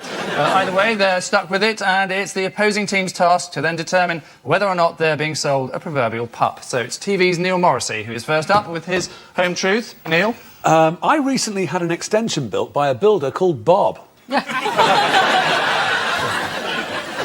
Well, it's amusing, but is it true? Well, I mean, as these things go, it would be quite a small coincidence. Bob is quite a normal name, isn't it? Yeah. I find that just eminently plausible. It was... And in fact, probably a very short little chuckle you and he had about it on day one. Do you know, actually, I'm actually a builder called Bob. Right, OK, I do the voice of Bob the Builder. Yeah, but when you... Short laugh, let us never speak of this. At any point did you say, can you fix it? And he said, yes, I can. In about 6 months. Well, he thought it'd be funny to turn up, you know, dressed as Bob, and his mates were guffawing a lot. And of course, it was 7 a.m. when 4 hairy builders wandered in. One dressed in a red and yellow check shirt in dungarees with a yellow hat on, saying, "Hello, I'm Bob the Builder." How you laughed? Yeah. Do you think he does this all the time, and it just happened to be Neil Morris's house? He's probably one of those people who went... Last! It worked! Told you, you pair of knobheads, this is funny! So, what are you thinking? What's your verdict? Well, I think Neil's doing quite well for himself. So it's quite plausible he has recently paid for an extension. I also can believe that. It would be a small lie to come on and say, I'm having some building work done. So is it all stacking up, or are you thinking it's not really very likely? So I'm thinking it's possible. I'm thinking it's possible. I think too. Yeah, Okay. I think we think it's true. Yeah. All right, that's almost unanimous. Right, Neil, reveal all, if you would. It's a big fat lie! It's a lie. I wish it was true myself. I've only just read it. Neil has not recently had an extension built by a builder called Bob. In fact, there are no builders called Bob in Britain, as it's not a Polish name.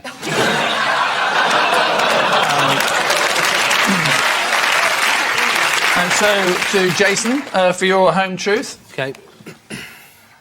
I have beaten Gary Barlow at Crazy Golf. We were all hoping that would end with over the head. Lee, what do you think? When was this?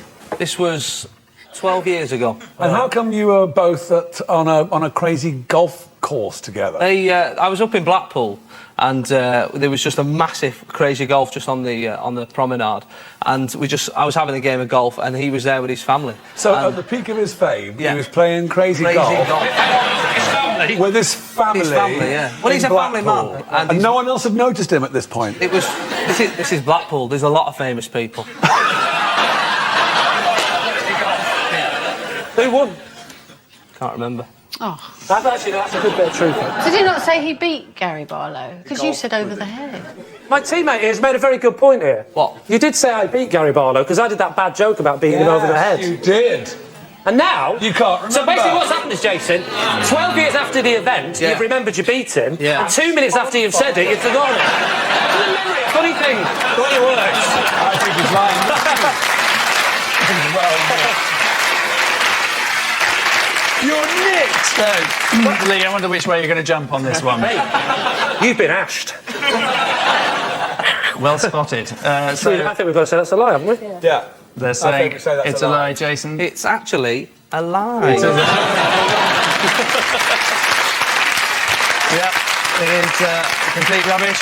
Jason has not beaten Gary Barlow at miniature golf. As it happens, Gary has a handicap. He's too fat and he can't dance. Take that. I've always been keen on miniature golf, or as Mark Owen calls it, golf. So Lee is next. I was Red Rum's stable boy. How old were you? I was probably 16. Did he ride him? Pardon? Yes, I did actually ride him. Yes, did ride him. When did not in the Grand National, obviously. Right. You rode Red Rum sort of just around the farm to give him a bit of exercise. It's not a cow. It was a horse.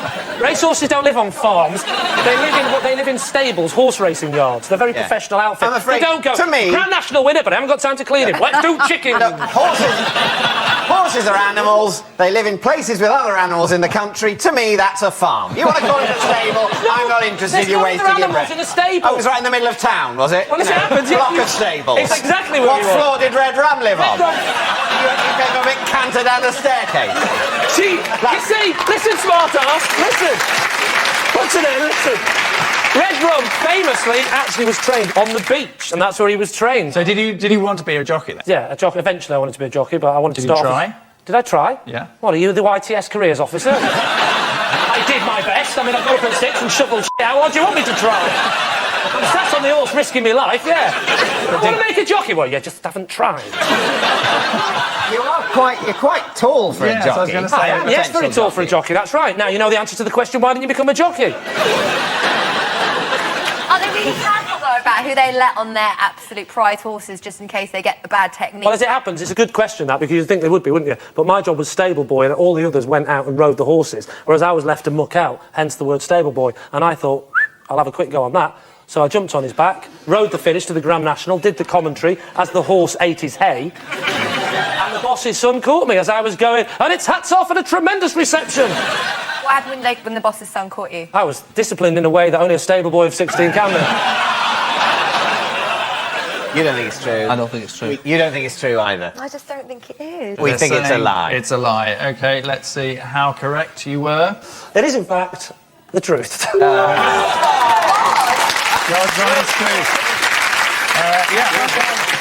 It's true, Lee was Red Run's stable boy. Red Run was put out to stud after his career ended. He sired several moderately successful horses and Amy Winehouse. So at the end of this first ordeal, it's David's team who are experiencing one or two teething problems, trailing as they are 3-1.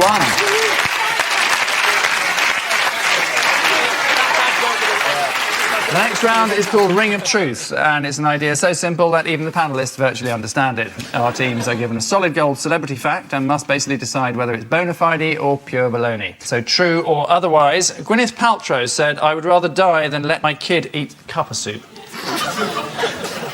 See, that is an amazingly weird thing to say, isn't it? Although not as weird, of course, as if there had been a big pause between the word eat and cup. That would have been even better, because then it would have been, I would rather die than let my kid eat cup of soup. That would be a really weird thing to say, wouldn't it? That would be strange, wouldn't it?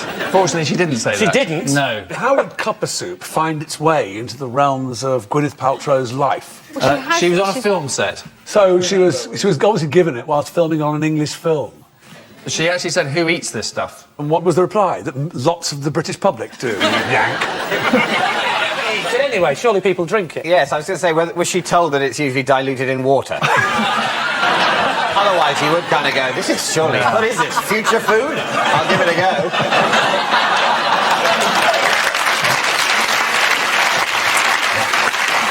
What's her husband's name again? That famous Chris bloke? Martin, yes. Yeah, he's in a band. Does he like cuppa soup? Do we know anything about Of course, him? everyone knows Chris Martin likes a cup of soup. Well, he has all the flavours written on the back of his hand. Didn't Chris Martin say a while back, on the back of one of his album sleeves, it said, for every album that we make, we're going to plant a tree. Sort of all the paper that we've wasted making this CD. And I just thought to myself, can't you just cut out the middleman? Just stop making CDs. Does he say when every album they make, they plant a tree? I mean, they make an album once every 1 or 2 years. That's going to be 4 trees. My dad plants more trees than that. He hasn't released an album in years. So do you think Gwyneth is likely to have said this? Yeah, I probably think I so. think it's true. Yeah, I'm with you, I sort of Leslie. can hear her miracle. I mean, they call their daughter Apple. They're quite sort of healthy people. Well, bachelors claim that there are no additives in cuppa soup. That's the company that makes it, not just unmarried men. Unmarried men who rely on cuppa soup for their whole diet say, it's actually, there's no additives. It's bloody healthy, actually. Knocks back the loneliness if you put whiskey in it. Maybe you could give us some kind of conclusion as to whether you think this is true or not. I don't think it's true. Do you think it's true? No, I don't think I don't think we so. think it's a lie. They're saying it's a lie. Lee. I think it's true. Think it's true? Yeah. Leslie? I think it's true. OK, true. All saying it's true. It is true. Absolutely right. Gwyneth Paltrow would rather die than let her child eat cuppa soup. In fact, any child of Gwyneth's is more likely to be named cuppa soup than served it. The next round goes by the curiously abridged title of This Is My, in which David's team all claim to have a close association with tonight's special guest person. The task for Lee's team, should they choose to accept it, is to identify which of them is for real. So please welcome this week's special guest person, Jill.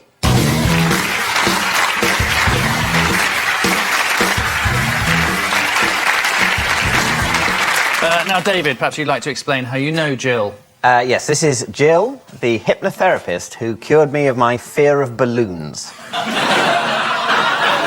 Okay, Mylene, what's Jill to you? This is my good friend Jill, and she has fitted Camilla Parker Bowles' underwear. And finally, Jason, your relationship with Jill? This is Jill. She's the air hostess who saved my life when I choked on a peanut once. So there you are. A balloon therapist, if we believe David, an underwear fitter to the Royals, if we believe Mylene, or a life-saving air hostess, according to Jason. What is the thing about a balloon which is so frightening? Well, I'm a bit better about it now. Thank God you're able to talk about it. Is it the fact that they might go bang in your face? I'm trying to share here. And, the thing that scares me about balloons is essentially that they might pop. Yeah, but to be fair, that's not an irrational fear if it's a hot air balloon, is it? No. But frankly, if I had a phobia about hot air balloons, I would have managed to limp through life. If you... That's not much. Oh, it's terrible, because I get to work by hot air balloons as well. I'm just screaming the whole time. I can't, I have to put the radio on. It's, every day, party balloons have since I was very young, scared the shit out of me, because they might pop. So did you go to parties as a kid and cry? Yes. And then I wouldn't go to parties as a kid, and my parties there were no balloons. And I want to know about the peanut in the throat and the possible Heimlich. I mean, how were you saved? Heimlich, yeah. Oh, you've helped him out there, haven't you? Does she look strong enough? The Heimlich, it's not about strength and power. It's about the actual positioning of the actual right down the diaphragm. Are you a doctor as well now? Yeah. All right, tell me which flight you're on. I was flying Manchester to Gatwick, and I sat near the front. I sat near the front for that extra bit of leg room, and luckily the woman's actually sat opposite you, right? God bless her, right? And as I was sort of eating these peanuts, one of them just lodged right in my throat, and just quick as a flash, bang, Jill was up. Don't say bang in front of David. Scare the life out of him. What's your association with Camilla Parker Bowles' gusset manufacturer? This is my friend, and that's who she fits. I've got no association with Camilla, but She doesn't this fit is my friend Jill. your corsets necessarily. Has done. Is this a common thing, having underwear fitters? Do you have an underwear fitter, Leslie? I do, actually. They're here now. No, you're lying. Little Jimmy Cranky's down there working his arse off. They actually sort of make to order. They go around and fit you up and... I think knickers are quite regular, but every woman, as you know, goes up and down in their underwear, and so... Sorry?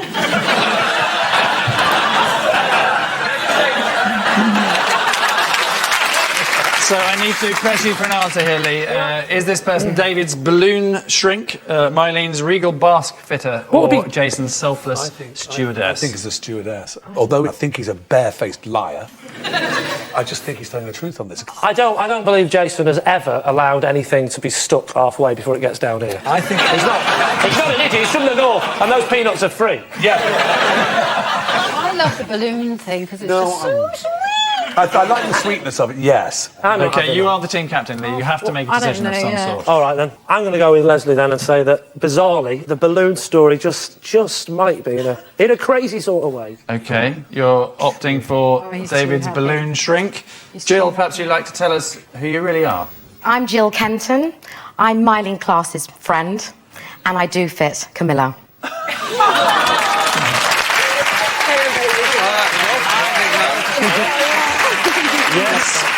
Yes, indeed. Jill is Mylene's purveyor of pants for the Royals. Well done, and thank you for coming, Jill Kenton.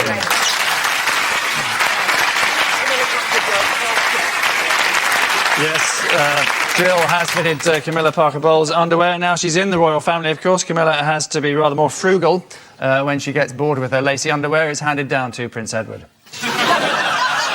And so to Telly-tales, around in which classic TV shows of yesteryear are resurrected for our viewing pleasure. And Lee's team then intrigue us with an additional related fact. This week, our specialist area is Saturday morning children's TV, a world where men's knitwear plummeted new depths and disaster was always just a haircut away. So Lee is up with his fact loosely related to these well-known pop critics.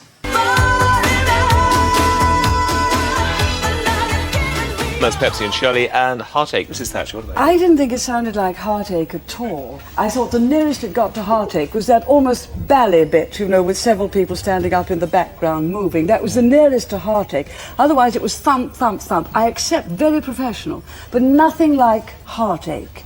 Yes, yes, good voices, professional production, but not quite what I would expect of Heartache. I would say 3. 3 for you. Yes. Would you dance to it? No, I wouldn't, because there was no melody. There certainly was rhythm. You could do a movement to it. You could do a movement to any rhythm. You could do a movement to a drum without having any song. But there was no melody and no Heartache. Pepsi and Shirley not quite cutting it for Mrs. Thatcher there. She was always more of a Guns N' Roses fan. Anyway, Lee, what is your related fact to that clip? Did you know that Mike Reid often does a musical turn at the Tory party conference? And last year it was a 10-minute political rap. You notice how the whole mood has dropped since we saw a clip of Margaret Thatcher? Nobody wants to live anymore. Oh yeah, I remember that bitch. Yeah. So what bit of the Tory? Is this like the main assembly bit? Yes. After the Shadow Chancellor's done his speech? Now, as usual, what you're all here for, Mike Reid's 10-minute rap. Yeah, but you've got to remember that Tories are a bit stuffy and boring, aren't Yeah, I mean, they're stuffy and boring, but they're not, you know, complete morons. I think it's true because the Tory party are so out of sync with reality that that's the sort of thing that they might go, Mike Reid's very popular, isn't he? What about Mike Reid? It all makes sense. Yeah.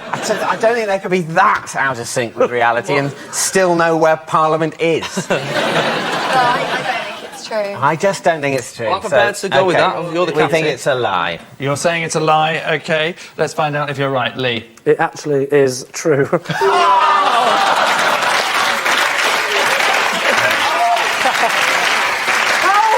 It's a very hard way to do this. I'm sorry. How are they ever going to get back into office? Aren't they trying? Is it match fixing? Is someone bribing them to be terrible at politics? Mike Reid, 10 minutes, rapping. What the is that? Democracy in this country. You know, the reason Tony Blair can start wars for without asking people is because there's no opposition. It's their fault. It's Mike Reid's fault. Deaths of our servicemen are on his conscience.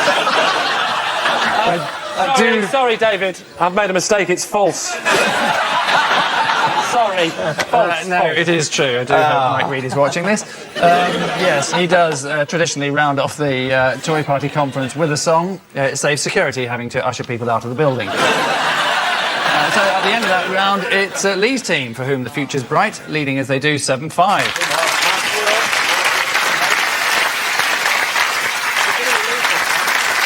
And so, joyously, we come to the final round, some quick-fire truths and or lies for our panellists. And remember, they still have no idea what's written on the other side of the card. Sensational truth or utter tosh. Starting now, Leslie. I have been banned from Streatham Ice Rink. Well, yeah, what did you do? I was skating with my friend, and you had to go upstairs to really see the nice blokes.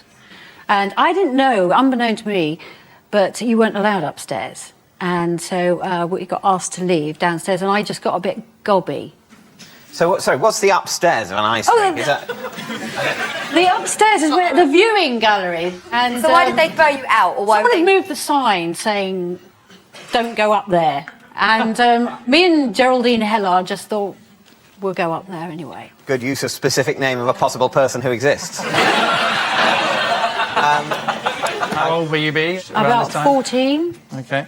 Is this stacking up? I just think the sign had been moved. You went in there anyway. It's an honest mistake. Yeah. Why would they ban you from the ice rink? No. The ice warden came up and said, "You're not allowed up here."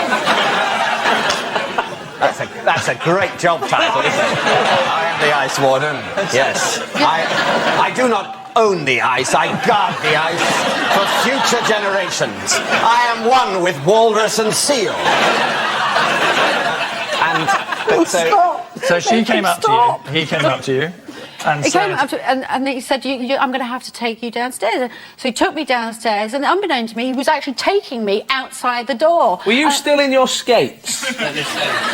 But overthinking. I'm just a little bit worried that he's not thought it through and you're going to... Yes, an ice warden man can breathe on the floor.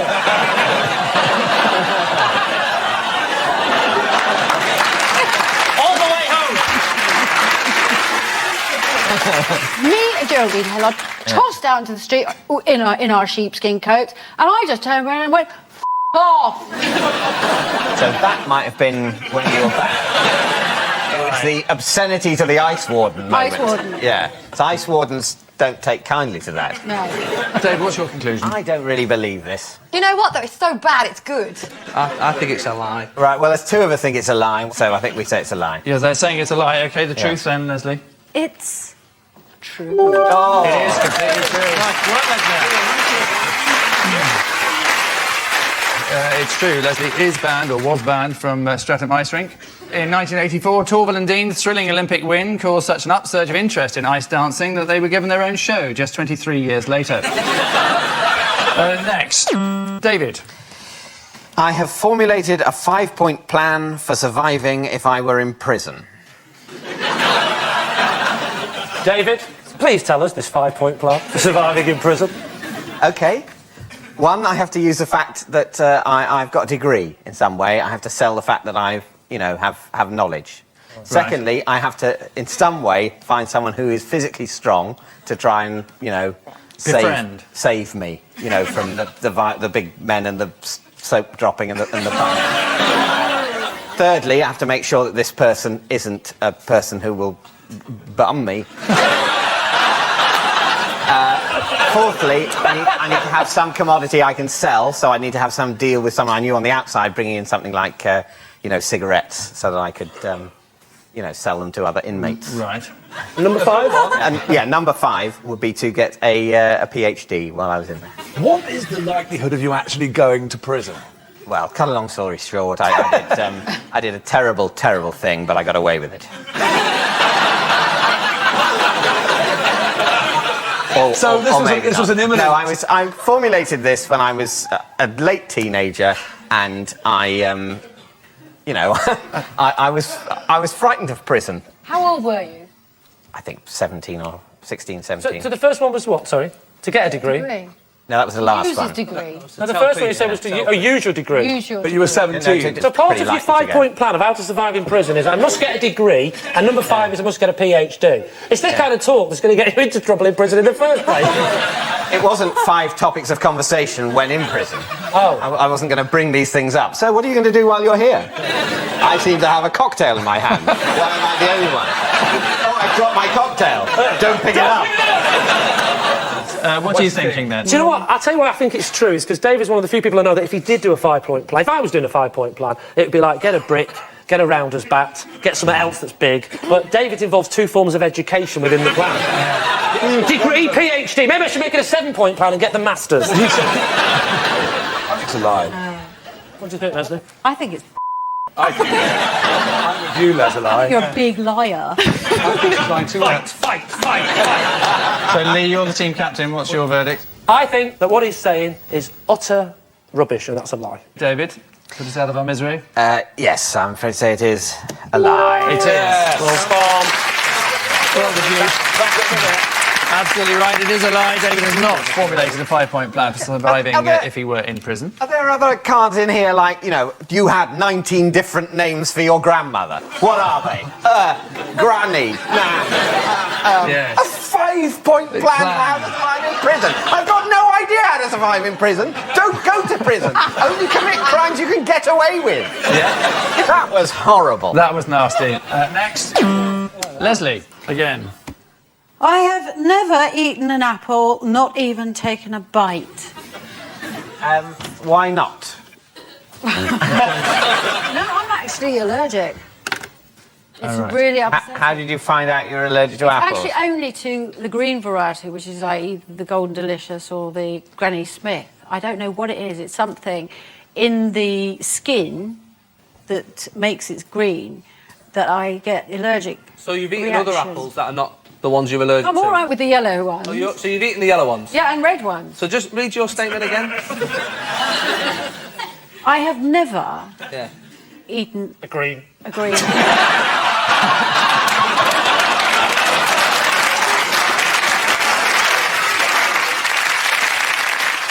No, you see, they've made a mistake here. I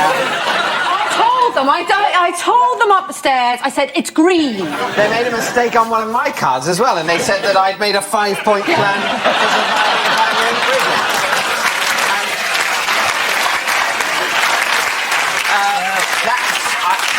Could I possibly push you for a verdict? I think that's a lie. You're saying it's a lie, Leslie? Tell us. Oh, it's Surprise, surprise. a lie. It is a lie.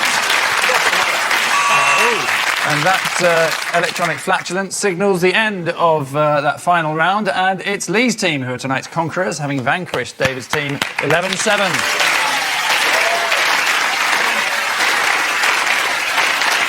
So, clap on the back to the winners, a clip round the ear to the losers, and finally just remember that you can always tell if a politician is lying because their lips move, which is coincidentally also how you tell if Jade Goody is reading. Good night.